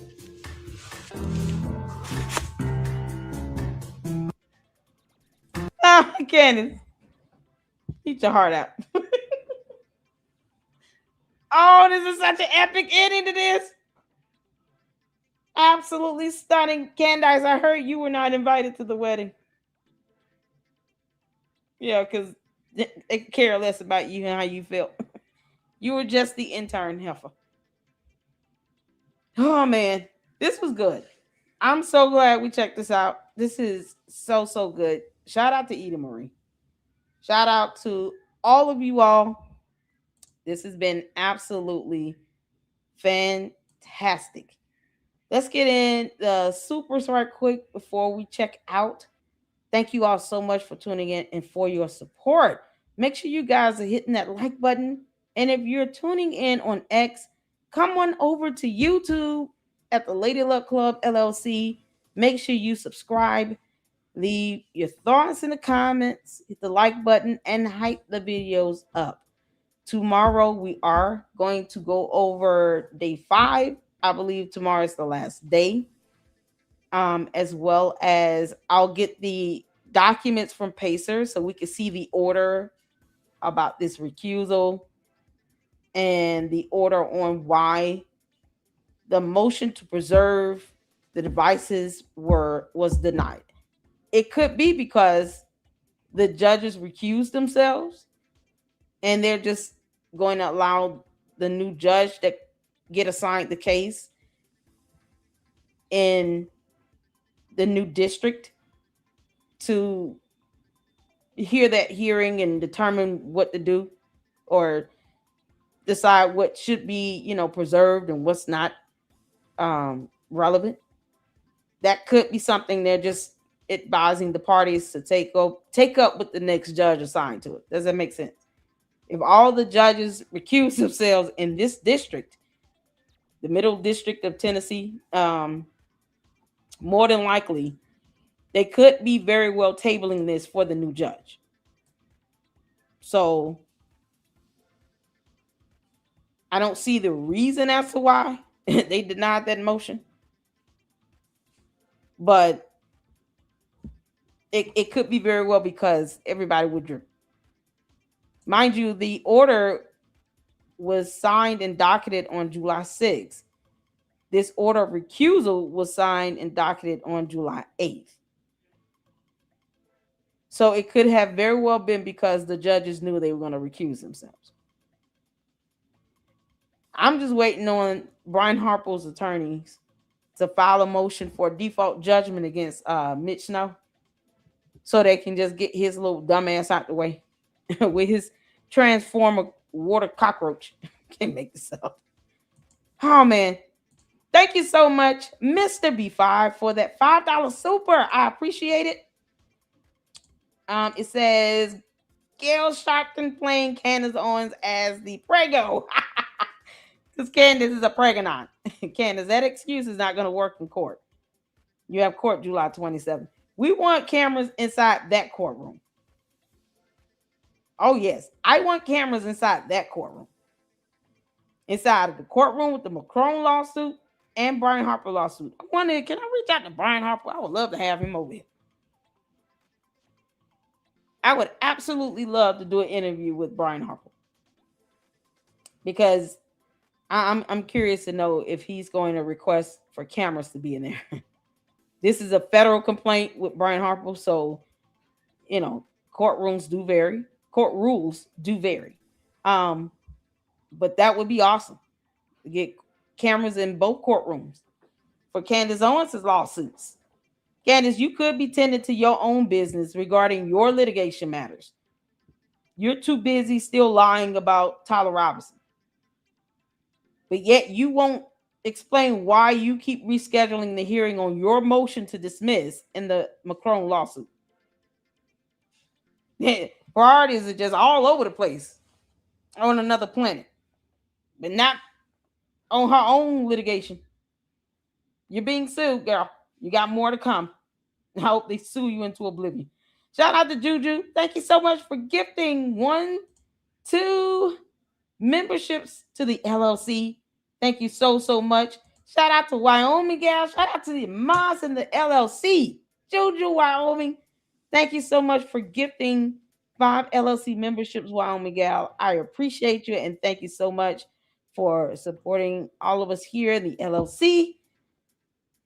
Give a hearty shout out and thank you to Juju, as well as Wyoming gal. If you received a membership from me, make sure you show your love. Shout out to CR for becoming a new member. I appreciate it. Thank you so much. Make sure you guys go and check out Fax Me, Milk Bar TV, Eda Marie, Paramount Tactical, Jay Witt. Let's see. Tomorrow we will have on Saturday. Saturday we will have Natalie Jean Biesner here. So go make sure you guys go check her out. I'm trying to. I think Mindy, did we get a chance to reach out to Mira K? She responded. Let me know. We'd love to have Mira K over. And yes, Ryan Morrow. Make sure you guys check out the watch party we did on yesterday with Ryan Morrow. Absolutely fantastic. It was just awe-inspiring. Well done. It's something I will watch like on the History Channel. I mean, I've seen plenty of documentaries like that. Very informative and well done. So make sure you guys go and show these great content creators your love and support. And thank you, March On, for the $20 super. Hi, Miss LLC and Ms. Huertes Luxters. I'm with Edie on being chapped by the judge and the defense attorneys. Anywho, Grandpapa from Nuevo Mexico. Let me see. I'm trying to pull this up. Loves ya. Muchas gracias, damas y caballeros. Shout out to you. Much love to you all, ladies and gentlemen. Yeah, I got that part. Judge, the judge in this case, he's a good looking man. I'm not even gonna lie. But I love his professionalism and the way he carries himself and maintains decorum in his courtroom. Absolutely phenomenal. And I wish all judges would do that. And this is coming from someone whose godmother is a retired federal magistrate judge. I call out corrupt judges just like I call out the ones that are ethical and moral, disciplined, and doing their job. So I'm so glad that they have this judge assigned to this case. And you don't have to be animated. He is proof that you can very well go to court, conduct yourself accordingly and appropriately, and do your job well. So we just are so grateful for him being a great representation of the rule of law. All right. Thank y'all so much. We'll be back at it tomorrow. Like I said, day 5. Give a recap of that. And of course, we got to talk about Carmelo Anthony's appeal. So you guys tune in. Look out for the notifications. Thank you all so much for the support here. We're on the road to 50,000 supporters. I cannot wait till we get there. Lord knows I've been working so hard to get there. And you guys are the reason for that. So I appreciate all of you. Hit that like button. Hype the video up on the way out. And until then, Lady Luck Club out.